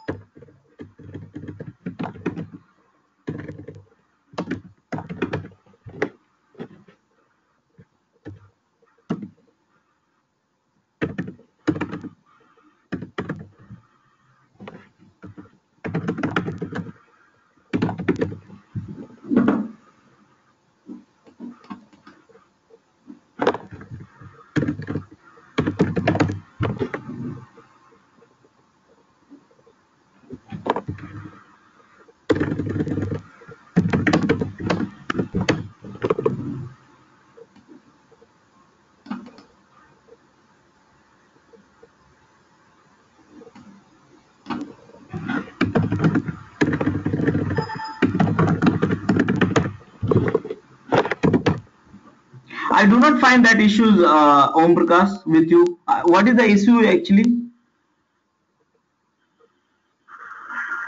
I moved one file from OMDIR to OMDIR2. Okay. Okay. As per the log, if you see the chat, it says it has done all the things. It has added also. If you can open the chat window. No, I am on chat window. Maybe you have not pasted it, but whatever I can see on chat window, it says like adding trunk Naren training. Not, I am not seeing anything like Om directory or Om directory 2. Yes, sir.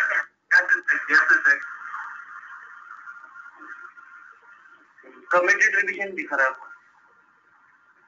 What is saying?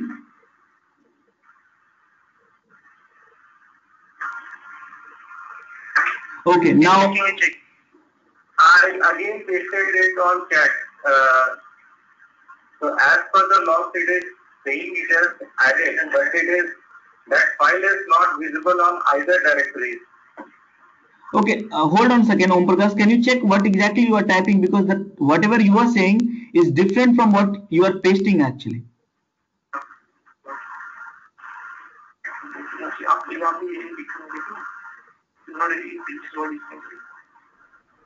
You are pasting some of the contents related to adding file Naren training and training GW, but you are talking about the Om directory and Om directory 2. Is that correct?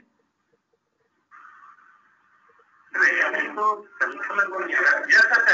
I think there is some issue with that. Yes, sir. Okay.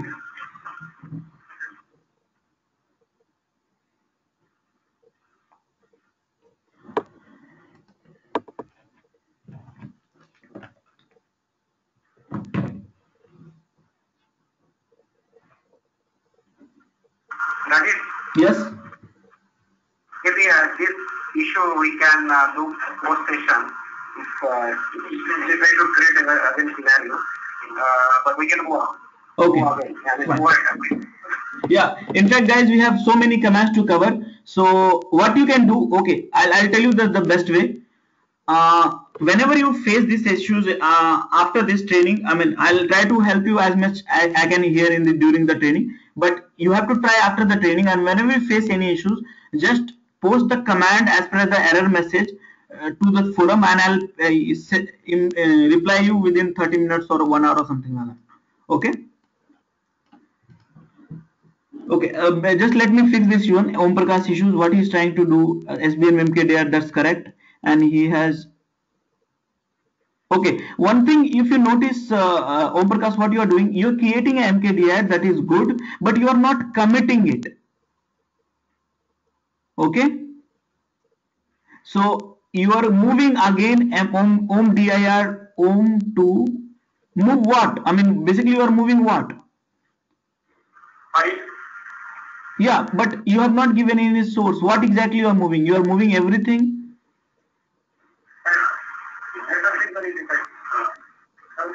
You have to give the first source and then destination. So you are basically moving this is om dir om1.txt, which might not be there in your directory altogether, maybe, and you are deleting it.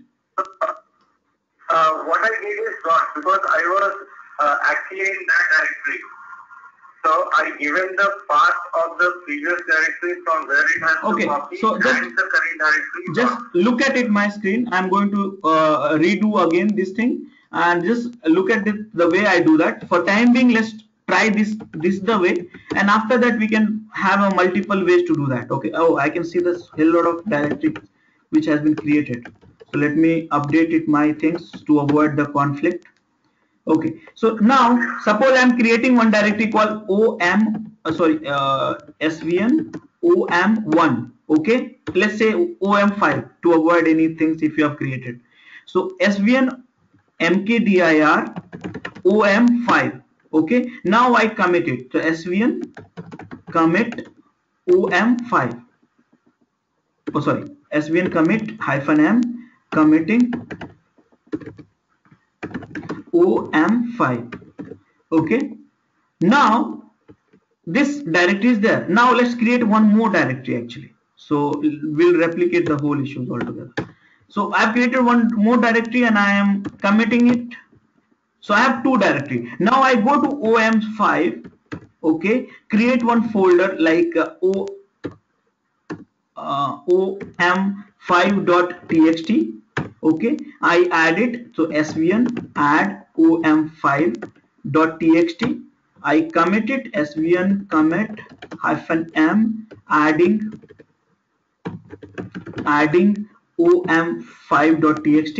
So now my om5.txt has been added under that om folder, om5 folder. Now I want to move it. So this file I have to move it where? To om6. So svn move, okay, om5 to where? om6. I want to move it here. So I just move it. So the moment you move it, it gets added under the om6, and from here current it got deleted. So now let's commit it. So svn, so you have to commit two places basically. That's a disadvantage. For that we have one more ways to do that. That is called replicate. So but we'll see. First move svn and then commit -m and deleting. Okay, one more thing. Someone asked me, can you do this one together? So you have to go back.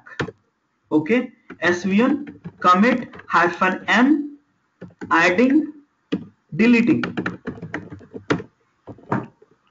And now you see, if you go back one step earlier, then it got deleted and it got added. So now if you do svn status, it has nothing. Everything is clear mine.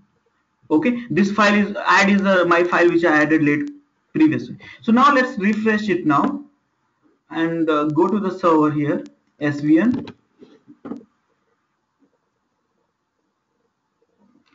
under trunk, and I created OM5 and OM6. So here I was having one file which I moved to OM6. Here is that. So this is how we use the mkdir and move command. Is that answer clear your confusion?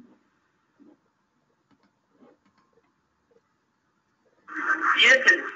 Okay, you might be messing up with the stuff, but that is good thing, because you get more error, you'll build more understanding. So no worry about it. Just whenever you messed up with some of the things and you feel like you have got stuck, just post in the forum. I'll reply you, and before if you get that this error today. But if you are free to ask the same question again in tomorrow's session. Okay, so let's move on with our planned things. So git log we have already covered so many times. We run just to see the commits in our repository. Okay, and git info, this is one of the important command, git info. So if you see that which repository, which user ID, and what is the repository revisions and stuff like that, so this is one of the powerful command. You can see it. Okay, and the moment you run it, you can see that working copy path URL, which URL basically you're working on. So everyone is working on the DevOps test. Okay, this is the root. Okay, this is the author name. Okay, and what is the last change date on that particular URL, what is the latest revision, that is 80, and what is the current revision. So you might be, if you have not updated SVN update, then you might be seeing that old revision as well, but it will show you the current one and the repository one. So SVN info, just to see that information, where you are, which particular repository you are working on that, and stuff like that. Okay, so next command is list. Okay, list command is nothing but just it will list out the directories in a proper way. So if you want to see that, but if you are working in the Linux, then you normally use that ls command. But you can also, ls is not working in Windows, so if you do that svn list, then you can see that all the directories and their structure and stuff like that. Okay, so you can create a depth also. You can tell that what depth you want. So if you want to see the depth stuff like health and list, here. So if you can tell the depth here, if you see list depth, suppose 5, okay, and then dot, just a second.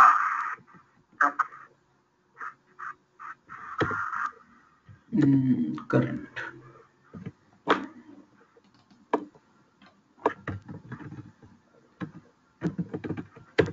Infinity. So you can see all the depth whatever we have been created till now. So as of now we don't have a multiple depth, only few directory underneath some files, few directory underneath files and all. So like that you can see the depth. Okay, so next command is Sorry to interrupt you. Yeah. Just one query, when we display SVN info, in the revision it should show whatever on the URL, right? Yes. Like what we are fetching is now, if you see the URL, can you just open the URL? Yes, here. Yeah, revision is getting 85 over there, but in your revision it is getting 80 only. Yeah, why? Because I have not updated. So suppose if someone has updated and pushed it, so now it's become 85. So if you do svn info here, now it will become 85. So you have to update it all the time. And remember one more thing, whenever you do type svn info, it is not hitting and telling the repository level. It is going and basically checking this folder. Let me show you. Svn ls-la, this folder .svn. Okay, so svn info is seeing the displaying the information of what is been there under the .svn. So it has a multiple configuration file, and if your workspace is not up to date, it's older one, then it will show you older one. Okay. So we talked about the list command. Okay, so if you want to know about the file, let me just close my window. It's lots of errors.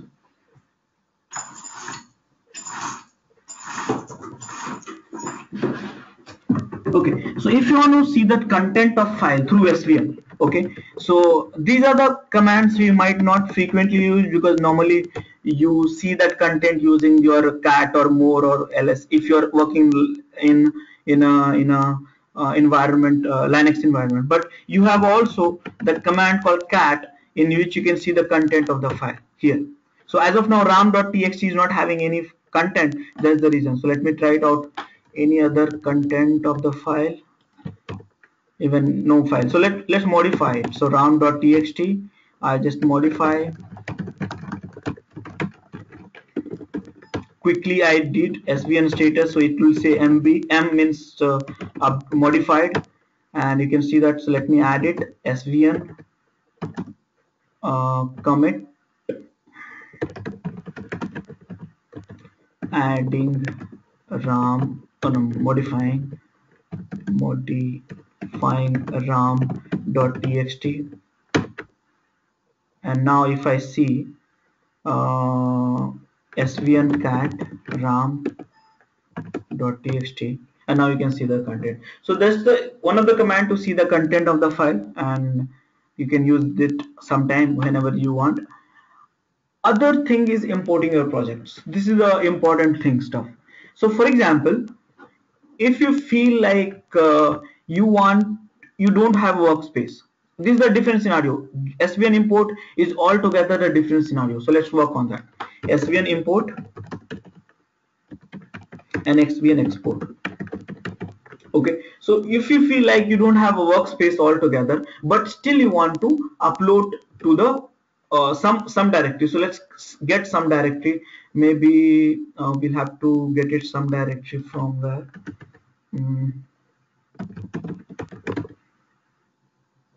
We need to have a large set of file, but we can do that. Okay, let's get out of this then in that case. Okay, I am into this, and I'm creating one mkdir import folder. Underneath I'm creating one file called import.txt. okay, now svn import folder, and then URL we have to copy it from somewhere. And where is the URL of this? Here it is. So basically this one,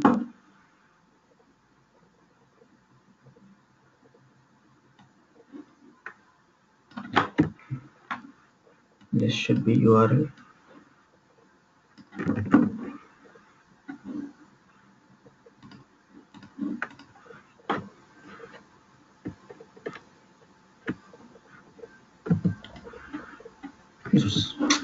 Just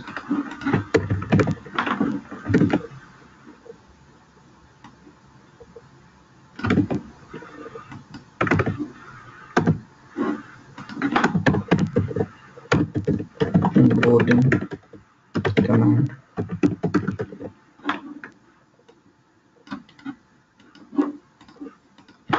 Let's clear the screen. Its edge are checked out, correct? Hello. Okay, so now I have imported. So if you notice here, I am not in my workspace altogether. I'm not in workspace, but I have imported. So now if I go here,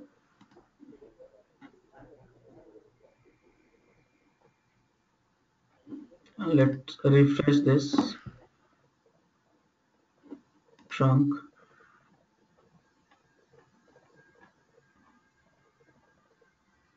There should be one folder called import here. So now this file has been come. So without being, so what exactly that work of import and export, without being created a workspace using CO, you can still work with SVN. Okay, but you cannot do svn add, you cannot do svn commit, you cannot do svn list, you cannot do svn log, but still you can work on the svn using that URL. So to send files folder to svn and to get svn files and folder to your workspace, so this will not create. So let's do svn export as well. So I'm just copying the whole URL Okay, and I want just to the trunk, so I will go to my workspace. Here it is, and as of now I have only one thing, SVN export. Here, enter. And now if you see that you have got the trunk, but if you look at it under the trunk folder, you don't have .svn file. That means your workspace is not created in here. Okay, you see here there's no .svn directory. That means this is not workspace. So you must be thinking where I can use this stuff. Okay, you can use in a non-development environment. On what is a non-development environment? Where you build it. So where you build it, you might be using build with Ant or Maven or Jenkins. So these are the places we can just, you want just the source code, that's all. You don't want to do any activities like editing the file, modifying the file, pushing the files and stuff like that. So you in those kind of scenario, you can do the SVN export and you get all the source code from that repository and you build it. And in import, if you have a large set of file and you simply just want to push it, then you can do that using this command, SVN import. So that is all about SVN import, okay, and export. So we talked about importing the project and then exporting the project. What about next thing is creating a branches and taggings. Okay, so any questions before moving to the branching and taggings?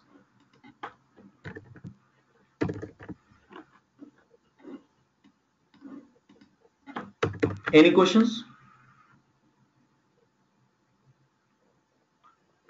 No questions. Okay, so in branching, remember in SVN the branching and tagging is very important concept, and it's very easy to understand. You do the branching and tagging using only one command, that's called SVN copy, and source destination.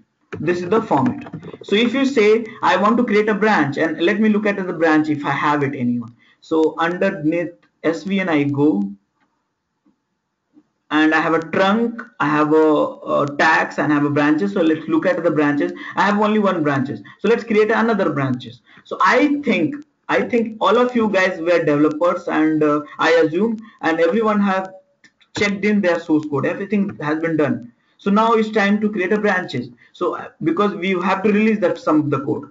So you want to create a branches for that. So the command is SVN copy. I'm writing in Notepad first, and then copying and pasting in that command lines to avoid that any further error. So SVN space copy source. So what is the source? So my source, I want to create a branch of trunk. So this is my source. But what will be the destination? I want to create a branches under the under the directory called branches. So let's say branches. Let's change it to branches. Okay, and underneath I want to store it the trunk code branches, let's say like HP release 1.0. okay, and this is my code ready to create a branches. SVN copy. So SVN copy is being used for branching and tagging, remember it.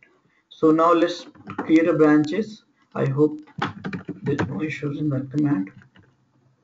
Okay, and one more thing, it will throw some error because I'm not in working space. So you can create a branches only you are in working space. So now I'm in working space, so I can create it. And it has throw some error, and the error is I have to add the message adding new branch. Okay, now I'm just pushing my branches has been created as part of the revision number 90. I just update it to make sure I do not get any face any conflict like you guys are facing. So I just force it, and my branches has been impacted to my local branches as well. Now if I do branches, and here I have a HP release 1.0. So that means this branches has been created from the copy from the trunk. So that is how we create a branches. Okay, now let's work on the branches. So until now everyone was working on the in the trunk. Now but I am the only one person who's going to work on the branches. I feel like I have a few bugs which was introduced in HP release 1.0, and I'm the developer on that particular bugs, and I'm going to work on. So suppose I have to fix some code. So let's say ram.txt. So currently I'm working in the branch called HP release 1.0. So my file is ram.txt where I'm going to fetch the code. So I'm just going to add some random text. Okay, create it, save it, svn status, I do that, and I see that ram has been modified. I do svn commit -m, adding my fix. Done. I have done my commit, and now if I do svn update once again to make sure that you guys are, whatever you guys are doing, I am getting, so to avoid conflict, so there is no check-in from your side as well. So now next is, after creating the branching, I have modified my branches. That was HP release 1.0, and I think like I have reached to the point where my changes has been done in the branches. I should merge back to the trunk. So how should I merge back? So svn merge is the command, again source and destination. So this time my source will be this one, okay, and destination would be this one, okay. So now I'm going to merge, and again I'm missing -m, merging my code with trunk. Okay, so I'm just copying pasting this command which I have created just now. Let's clear the screen, enter, and it says there's some issues with that. So if you look at my command, I have to give space, merge did not accept. Okay, so maybe it's not accepting this one.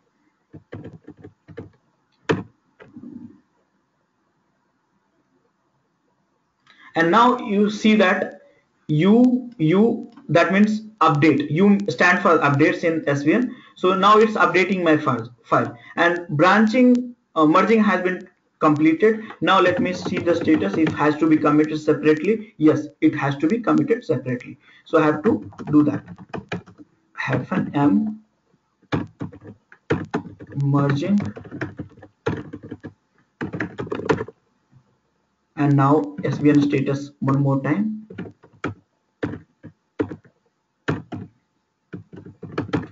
And now everything is correct. Let me update my workspace one more time. Force. So normally update has to be used before commits, before merge, before updates. So this has to be very frequently used. Okay, everything is good. So this is how we create a branches, and this is how we create we do the merging. Okay, what will happen once you have a conflict in your merging? So there's a multiple scenario once you have a conflict in the merging. So there's a few things you have to consider it before starting resolving the conflict. So remember, some of the conflicts you cannot resolve it through commands. Some of the conflicts, as I stated, like if the conflicts is related to the functions, like if you're passing 2 parameters or 3 parameters or variables. So some of the conflict can be resolved only by the developers, but SVN is having inbuilt some logic as well. Here you can also help developers, help everyone to resolve the conflict, or help build and release engineers to resolve the conflict. So how to resolve the conflicts if you occur that? So svn resolve is the command, and then accept what you want to accept it. So there could be scenario whether you want to accept as part of your conflict your changes, or your changes means that is your mine changes or their changes, or you do not want to accept yours and theirs, and you want to go with the base, whichever is there. So these are the 3-4 options, 5 options I believe you have in a merge. So if you do svn help merge, sorry, resolve, so these parameters will be there for you. It should be here, yeah. So these are the options, you have it here: base, working, mine conflict, their conflict, mine full, their full. I normally use mindful, their full, and working. So working means your working directory, base means the repository one, mindful means the one which you are having the local copy which has been modified and committed, or their full. Okay, so these are the options you can use it with after accept. So if you say mindful, then your copy will be taken up. So most of the times we call it mf in shortcut, tf and mf tf, there, and then TF and TCH. No, I mean working we call it. I mean, it's just for Notion actually. We used to call it MFTF and sort of things in our work environment. Normally used with this one only. Okay. So whenever you have a resolve conflict resolutions, then you have to sit and try to resolve using this option. But if still you are not able to resolve it, you have to talk. You have to talk to your developer saying that you have a real conflict and you have to take a call which one you want, whether you want the file which this is yours or repository one or someone else, like that. So this is how we resolve it. So till now we talked about how to branch in. So let's recap it some of the commands. So till now I talked about SVN copy using we create a branches, SVN merge, you create a you do the merging, SVN resolve, and now let's concentrate on SVN tagging. So suppose I have reached to a point, where I have to tag it. So suppose I have to release my trunk now. This is the so I want to tag it. So how can you tag it? So remember, this is the same command. SVN is having the same command for tagging also. Okay. So what? But this the changes will happen only with is the directory. So if you want to tag it your trunk, then you have to keep it the source as a trunk. Let's say SVN copy command, source is a trunk, but you have to tag it under the tags folder. So if you go to here SVN, you have there's one directory called tag. So you have to keep it all the tags inside it. So I am going to keep it my tag under tags folder. So let me modify here tags and I have to give some names of my tagging. So say let's say HP product 1.10. So this is my tag. So if I'm releasing this in market and after 2 years also, if someone finds this bug and they want to fix it, so instead of working on the trunk, they can work on the HP product 1.0. So now let's create a tag here.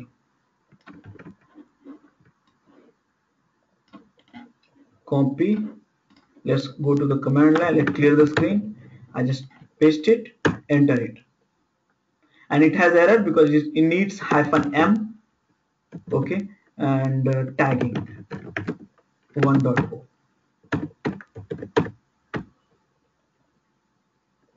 Done. Now SVN status, everything is done. Now let's refresh this page here. And you have got the tag. So this is the tag forever. Remember, you do not work on the tags. Whenever you want to work on the tags version revision, then normally you branch it out from the tag to the under the branch folder, and you work only under the branches folder. So tag is a kind of the place where you should not modify any files. Okay, it's just for reference. Okay. Is it a special kind of repository? Hello. Yeah, tag is just a repository where we'll keep. This is not a repository altogether. Whole thing is a repository. Tag is the placeholder where you keep. It's just like a simple directory where you keep all of your release actually. And that whatever you keep it under tags, it should be read only. You should not have a. You should not be modifying it actually. Okay. So whole time till now we've been working only on one repository. Everybody is working on the one repository. No one is having different repository like Git. In Git, everyone was working on their own repository. But here, if you do, suddenly if I pass any commands, suddenly it's getting impacted on the server. That means if my server is down, nobody will be able to execute any commands.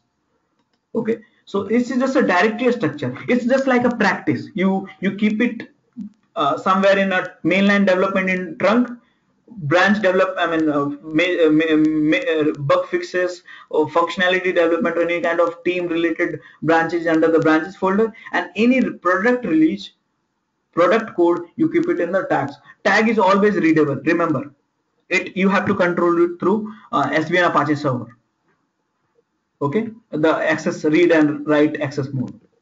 Okay, so this is all about the tagging in SVN. So let's look at this. We talk about the branching and tagging. Yes, we completed.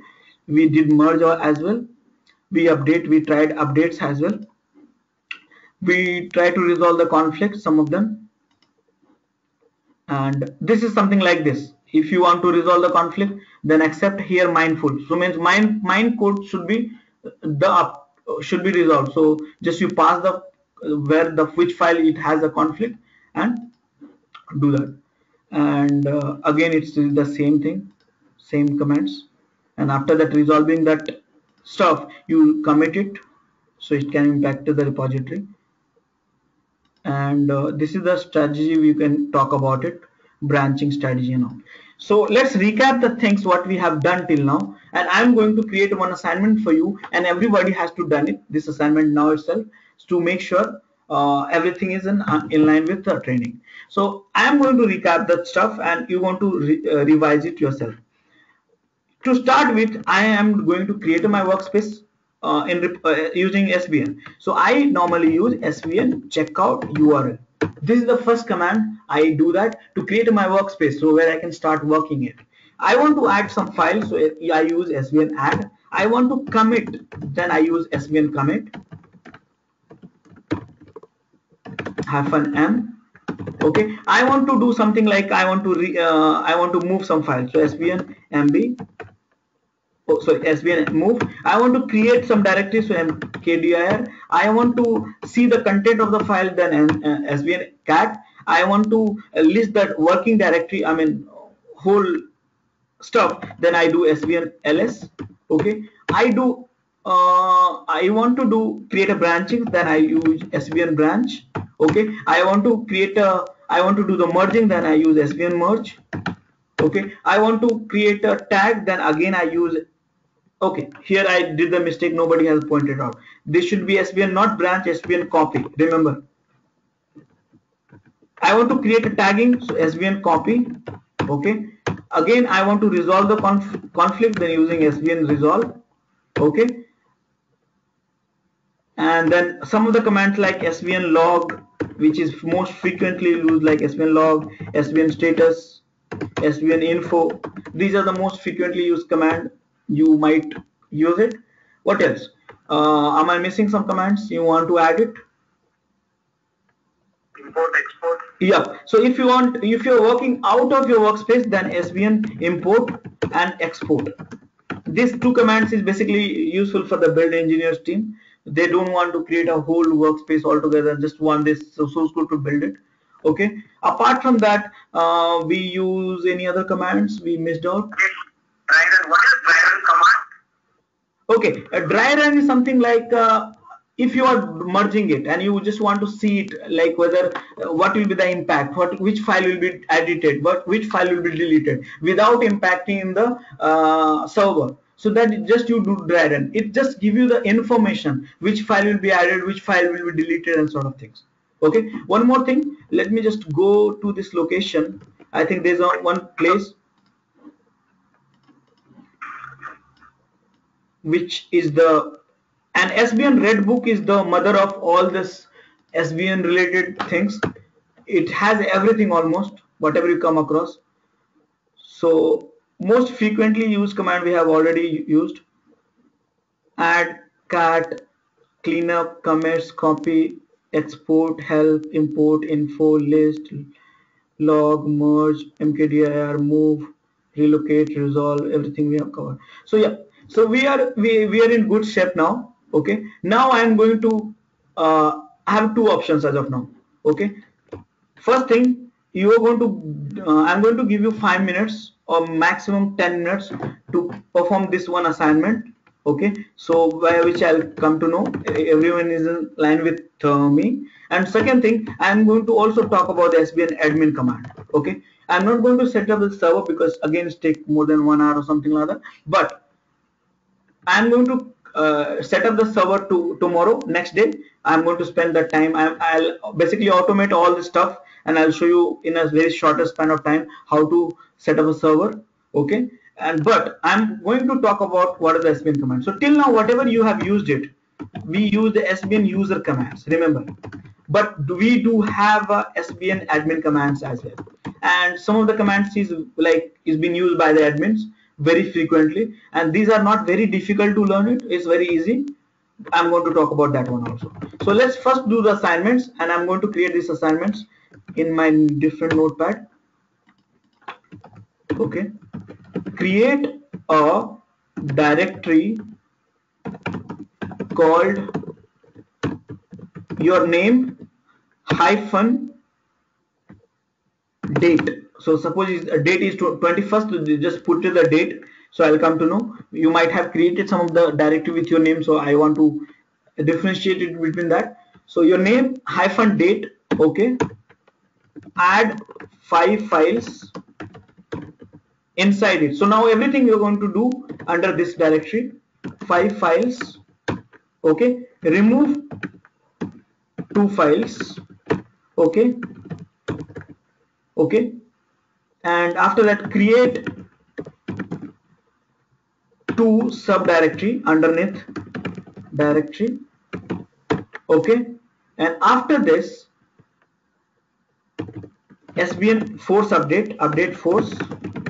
Okay, and then create a branch called SVN branch under branches. Okay, add 3 files, modify 2 files, merge back to the trunk.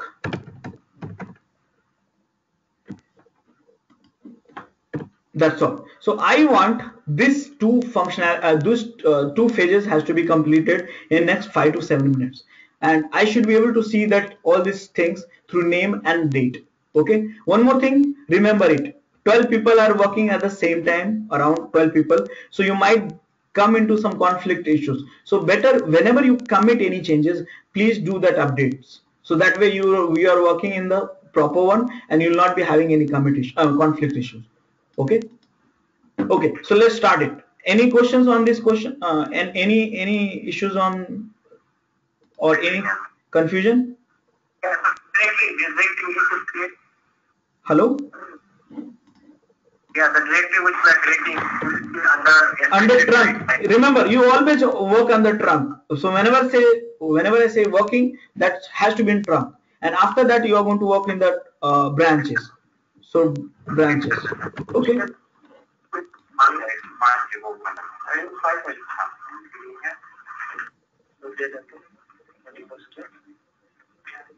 Okay. Do let me know if you're facing any issues during this, and then I'll help you with it. You have a maximum 7 minutes for it.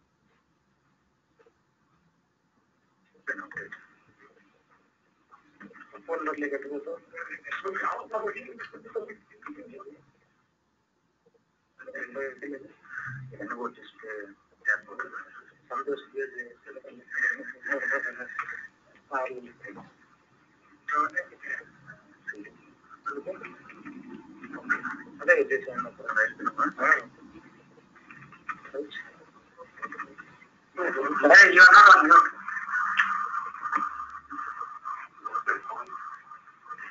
Just to tell you what we are doing.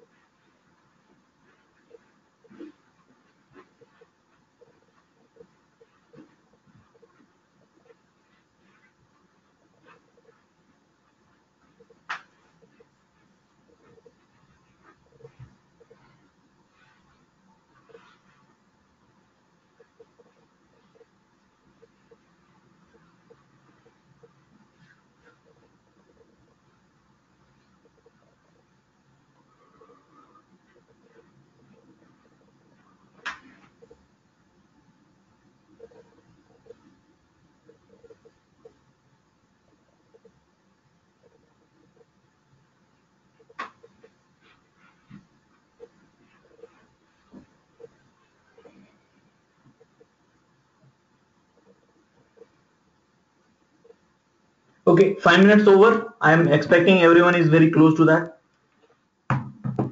You have 2 minutes more.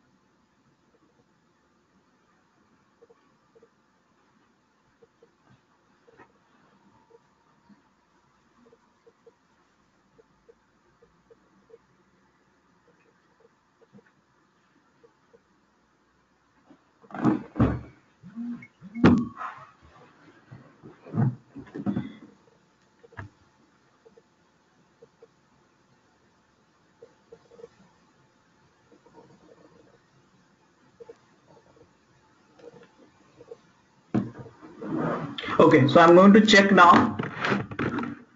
Okay, so I'm going to navigate my SVN server, SVN, and trunk.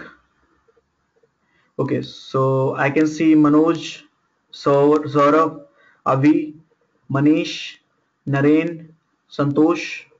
So I can see only 5-6 people under the trunk. So I'm expecting you guys also move the rest of the guys also move their files immediately.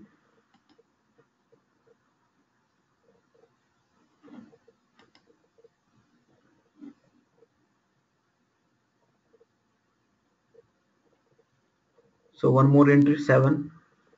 We are still expecting, I think, 3 more entries.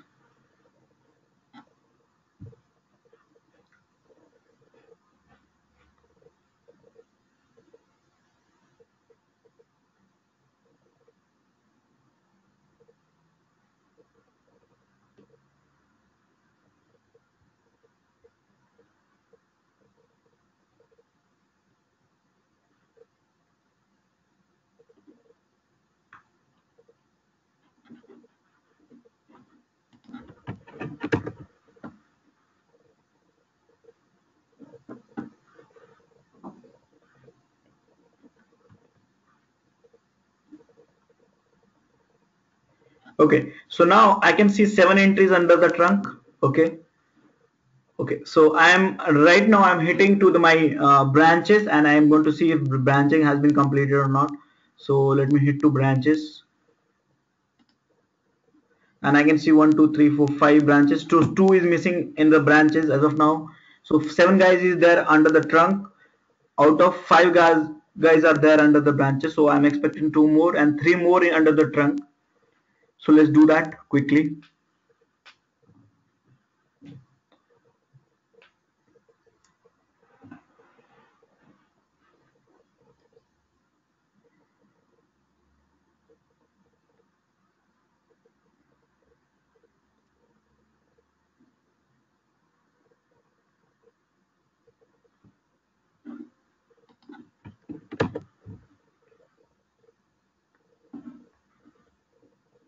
Still 5. So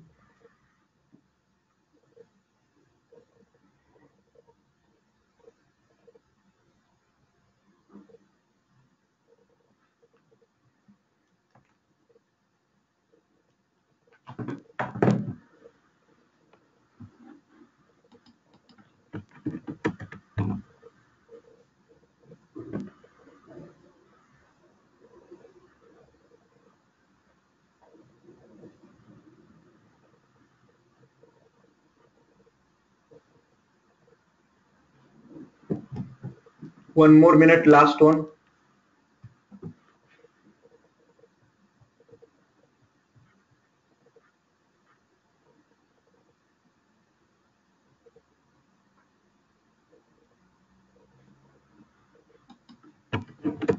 Are you facing any issues? So do let me know. I can help you with it.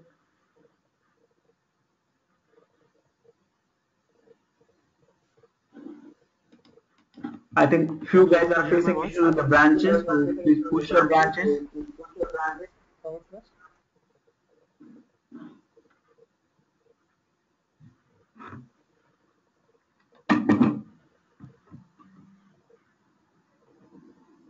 Rajesh, what was the branches part? I missed that because I created directory, the directory moved, all that stuff has been done. Okay. If you look at the branches, it's all about the copy command. SBN copy source and destination. That's all. Can you also show the task which we have to do, the notepad? Oh yeah, please. I'll show that. Yeah. Here is that. Or you can pick it from the chat window. Let me. And also the transparent message to the notepad.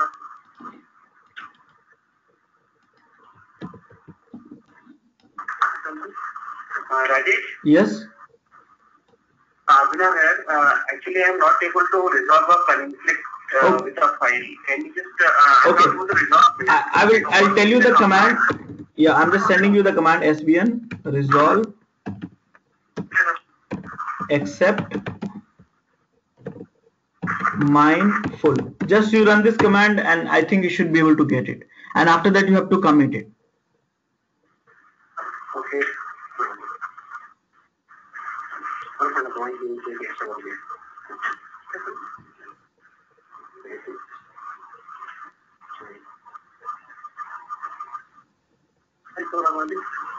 Can you also paste the command for branches part? Sorry, I did not get you. Command for branch part. Okay. Okay. Command, right? It's just like SVN copy source and directory. That's all. So destination. So source and destination will be changed. You have to just copy the URL and okay, but make sure you're not running the same command. But it is not coming.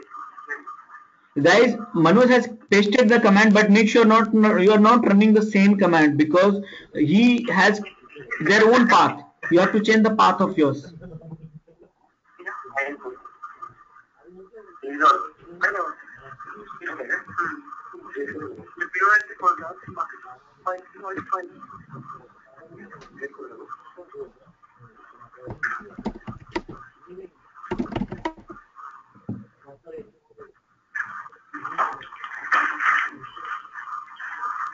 Rajesh, I am getting the error for mindful command. Can you check if I have done some mistake in the command?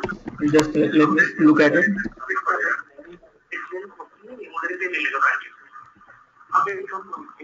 Okay, you have not provided the file name which has been which is having the conflict.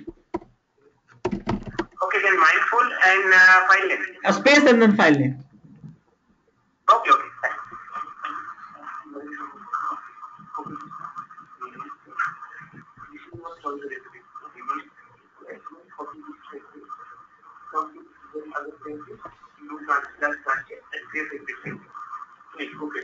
But यहाँ लेगा क्या? आपका लेगा? आपको actually पता नहीं है part of that particular. So then, what exactly it will take from there? From से जो है ना, it is the branch. From से तो वो पूरा ले लेगा. हाँ, पूरा ले लेगा. वो branch में create करके. तो आगे ना तो branch में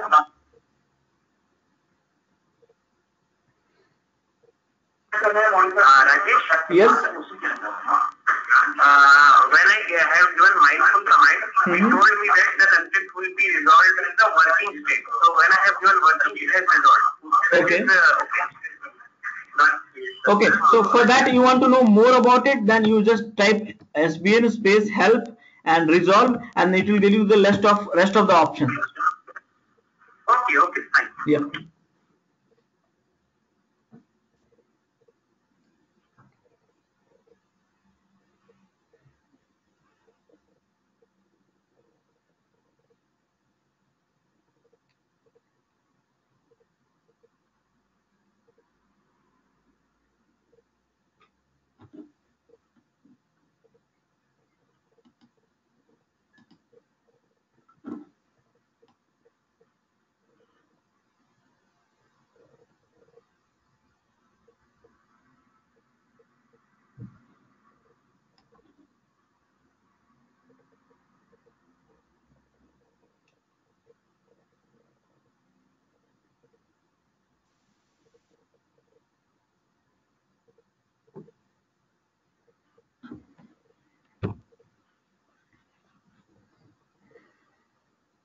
Okay, is it everyone is done?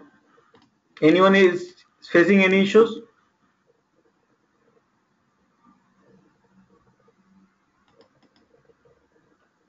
So I can see that under the branches 1, 2, 3, 4, 5, 6, 7. 7 people have changed. I mean, created the branches. That's a good thing. Yep, good. Okay, guys. So let's move on to the another topic, that's SVN administrator topic a little bit. So tomorrow I want to cover a little part of the things today, and then we'll cover tomorrow also. So can we concentrate on my stuff? Can you concentrate on my screen? Are you guys with me now? Yes, yes. Great. So please concentrate.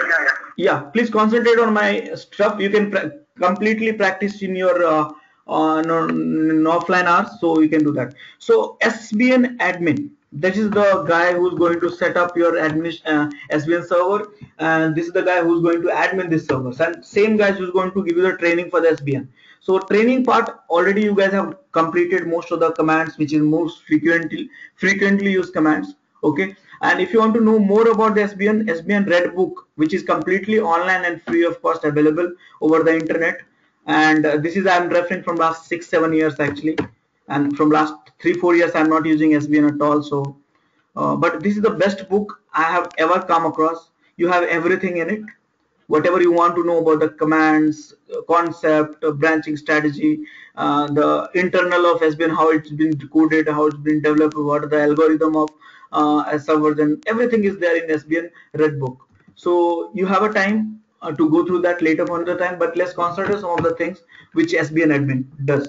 So SVN admin will first time it will set up your server, set up your SVN server. Okay, that's the one-time activity.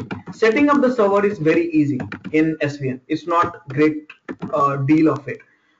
You have a one thing that is called SVN serve, that the executable you get it over the internet under the download section, and you can download it, upload it, and run this one. This is the, but this will be always you will be able to access it using SSH. Okay, and what is the drawbacks of this is like every time you have to share the user ID and password of the machines as well if you want to connect with the SVN server. So what has come, they have a new functionality with SVN server, like SVN server with integration with Apache. Apache is like web server HTTPD. Okay, so now yeah. There is a problem. Yeah, some issue with retyping. We are not able to hear you. You're not able. Again, the second one. Hello, you're not able to hear me? Yeah, no, it's audible. Now it's audible. Yeah. Okay, fine. Sorry. Okay, so we were talking about setting up the SVN server. So there's a two-way. Either you just set it up and everyone access through SSH protocol, and then do the all the operation whatever you guys did it till now, and or either you use SVN server with the integration with Apache HTTPD, that's called web server, and you can see your code over the browser. You can manage your user ID and password through HTTPD instead of relying on that SVN server. You can manage it. So we will set it up this second thing tomorrow. Okay, this one is very easy, just starting the services and all stuff like this, not making any sense. You guys can do that, but rest of the things, what happens after you setting up the server, just restarting this SVN server utility. But what you have to do after that, you have to create a report, so a repo basically. So create a repo. So because every SVN server you need a repo, so you normally have to create a repo. Second thing, what normally you do, if repo has been created, you have already everything is configured, you have shared that URL with everyone. So what they are going to do, they're going to push lots of changes, they're going to commit lots of changes to your SVN server. So this is your task to take a backup. Okay, take a backup. Now as part of backup, there's a two kind of backup. Either you take a full backup, and either you take an incremental backup. Why incremental? Because you cannot have every time full backup. Suppose your SVN repository is maybe 2 terabytes, and if you take a full backup every time, then how many times you have to take up 2 terabytes? If in a year, then 50 times if you take a backup, then it's a worst case scenario. So better you take a first time full backup, and then rest of the time, every time you have an incremental backup. Okay. Next thing is how to verify to make sure your server health, SVN server health is working, is in efficient way, it's not having any problem. Most of the time you might, if you do not do that, you will fall in trouble which you will not be able to resolve it. So better you keep on checking their health. So how do you check it, their SVN server health? You do it through verification. So SVN server health, you keep on checking. Okay. Next thing is like some instance, what has happened, some instance your SVN server has been corrupted, or maybe you are not able to fix the issues and it's out of your hand. That might be some scenario as well. So what you have to do, you have to restore it. You have to set up a new server, you have to restore it from the backup.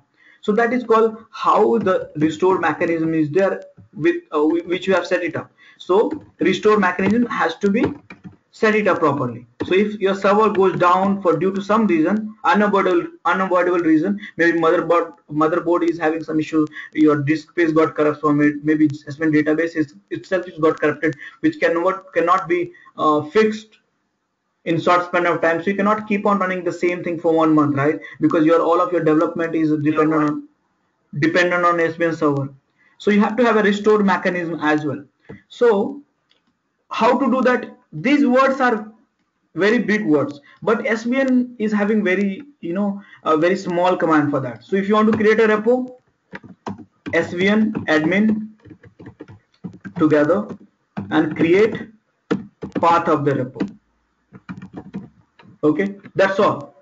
It's just one command will create the repo, and same repos we can use it for all of your purpose. How to take a backup? SVN admin dump. Where to take a backup? File.dump. Any name you can put it. Okay, if you want to take a backup. Here you have to take an incremental backup. So SVN admin dump -r, and then you have to provide the name of from 100 to 1000 or something like that, and again the file name or something. File name.dump. It's just as easy the way I'm writing. It's not very difficult. SVN, you want to verify the health of that, but that might take time. If you have a terabyte of data, that might take time, but the command is very simple. SVN admin verify, and then URL of the repos. Basically path of the repos, wherever you have the repos, and it will tell you whether if your SVN database is having any issues or something like that. If you have corrupted the database and you want to set up the new one, SVN admin load is the command, which, and then to path here to from where, from a file dump. Okay, so this is a simple command, SVN admin load. And then one more thing I've just missed out. If you just want to take a backup of not a file system but only the configuration. So SVN has a configuration in which you add lots of things, path, username, password, some specific elements and stuff like that. So you want to just take up a backup of configuration, then we have a command called hot copy.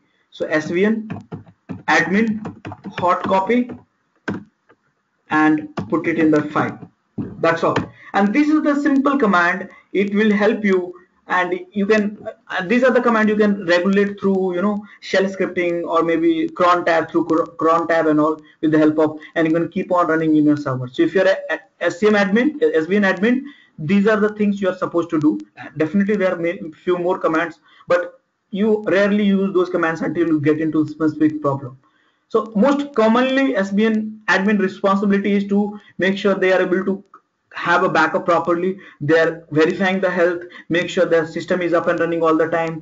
Restoration process is in place, so the moment you get corrupted, people corrupt your database or SVN server, you will be able to replicate the new server within few hours, and you need to have a backup and all that. So I have one small PPT for this. Okay, and let me just I've already covered most of the things which I have in PPTs, just to verify if I'm not missing anything. So setting up the server, SVN server, as I told you, but you should set it up always with the SVN HTTP server. Okay, and where you can get the SVN server download, you can get it from the URL. Anyways, I'm going to send you this one, but you can get it from the Google. Just type SVN server download and you'll give you the URL for it. Okay, how to create a repository? This is the way we talked about SVN admin and then space and create and then the path of the repository. It will create a repository. Okay, choose a client. So you guys have already installed the client. So someone have installed the Tortoise SVN, some of them installed the command line on Linux. So that's the best way to use it. You have a Tortoise SVN for Windows. Yep. Sorry to tell you. When I do, when I created and I got so many files, and how I'll get the actual path for the repository to connect to the client. How do I get the actual path? I did not get your question actually. Yeah, I mean, when we connect the repository to a client, SVN client, we will get trunk, branch, and tags, right? Yes. That I'm not able to see in the repository which I have created in the admin. Okay, you are saying you have created a repository right away? Yeah. Okay, so you have created a repository. So as of now, you have integrated your repository with Apache, or it's independent? Okay, so it's okay, Apache I have not. Okay, so if it is independent, then you'll be able to get it like this. I'll tell you. You'll be able to get it like this: SSH. Okay, IP address. Sorry, username @ of IP address, and then the path of your repo. So this way you'll be able to connect it through client. Oh, sorry, I just missed it. But this is little bit not user friendly. So that's the reason we set it up with the Apache. So Apache, just you copy the URL and you work on the URL, and that is why we say like this one. Make sense? Okay, so yeah, I was talking about so command line. So you have a command line, you have ID plugins as well. You have a command line for almost all the operating system you want to use it. The commands, frequently used command, if you use it like create, dump, hot copy, load, upgrade, pack. If you want to upgrade the SVN server, then you have upgrade also. But make sure that before upgrading, you taking the backup. Okay. And these are the most frequently used command. We have it, which we already discussed as part of this note. And that's all. That is all about that SVN administrator. It's not having much of the things to know in SVN admin, but it's just like a process. You have to create a process. Make sure you are having the proper backup mechanism in the place. Make sure you're verifying every weekends. Make sure you're having the restoration package in place. You make sure having the config backup in place. So it's just your responsibility to have it. So you might have to write some of the shell scripting or Perl scripting or Python script and running in a cron tab to make sure everything is up to date. So this is just a normal admin activities. Rajesh, can you just say whatever you have pasted on the notes tab, it is clear-cut giving the scope for the admin activity. So can you send this by email to everyone? Sure, I'll do that. Yeah, I'll send this PPT also. This one, so I'll just talk about it. PPT also, and also in the body you can mention this details because it will be helpful. Yeah, definitely. And yep, yeah. I'll do that. Yeah. So any questions on this front? You guys have it, which I can answer. Are we going to do this admin activity tomorrow, or will be? Okay, so tomorrow I have first 15 minutes quickly. I'll be setting up the server with the integration with Apache. Remember, SVN server, you can set it up yourself only. It's just a matter of downloading and running that command. That's all. That's not a problem. I'm going to teach you about how to set it up SVN server with the integration with Apache, so you can access it just like a URL, not like SSH all the time, like this. Okay? Okay. Rajesh, I have a small question. Like for branches, where we have made each of the user have nearly same data. So is it not replication of data? Yes, this is a good question actually. In SVN, that is the reason we hate SVN, because whenever you create a branches or tagging, basically it's physically copy all the files to the branches. So yeah, definitely it's a replication of the data, but that is how it's been designed. We cannot blame SVN for it. And if you see tools like Git, or if you see that commercial tools like Perforce, who's not doing such kind of things, it's but SVN has been designed like that, so you have to accept it. Okay, thank you. In Git, they store only the metadata, whatever the difference it has in. In Perforce, they store only the metadata, but SVN is like that only.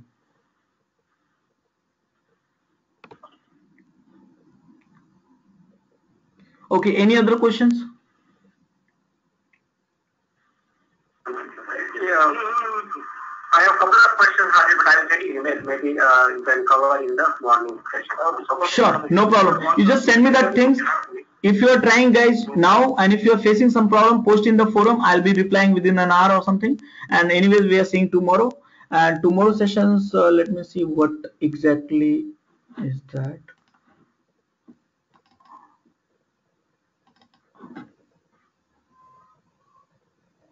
So tomorrow we're going to talk about chef.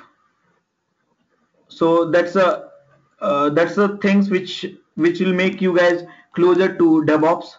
So 22nd tomorrow we're going to talk about the chef, and in fact 23rd in also we're going to talk about the chef. So we're going to concentrate on the chef, and first 10 to 15 minutes we'll configure the Apache SVN with Apache, and then the rest of the time we'll spend with the chef. Okay, so let's see you tomorrow, and have any questions, do let me know, and I'll be able to help you out. Okay. Okay, Rajesh. Yeah. Thanks everyone. Thank you. Bye.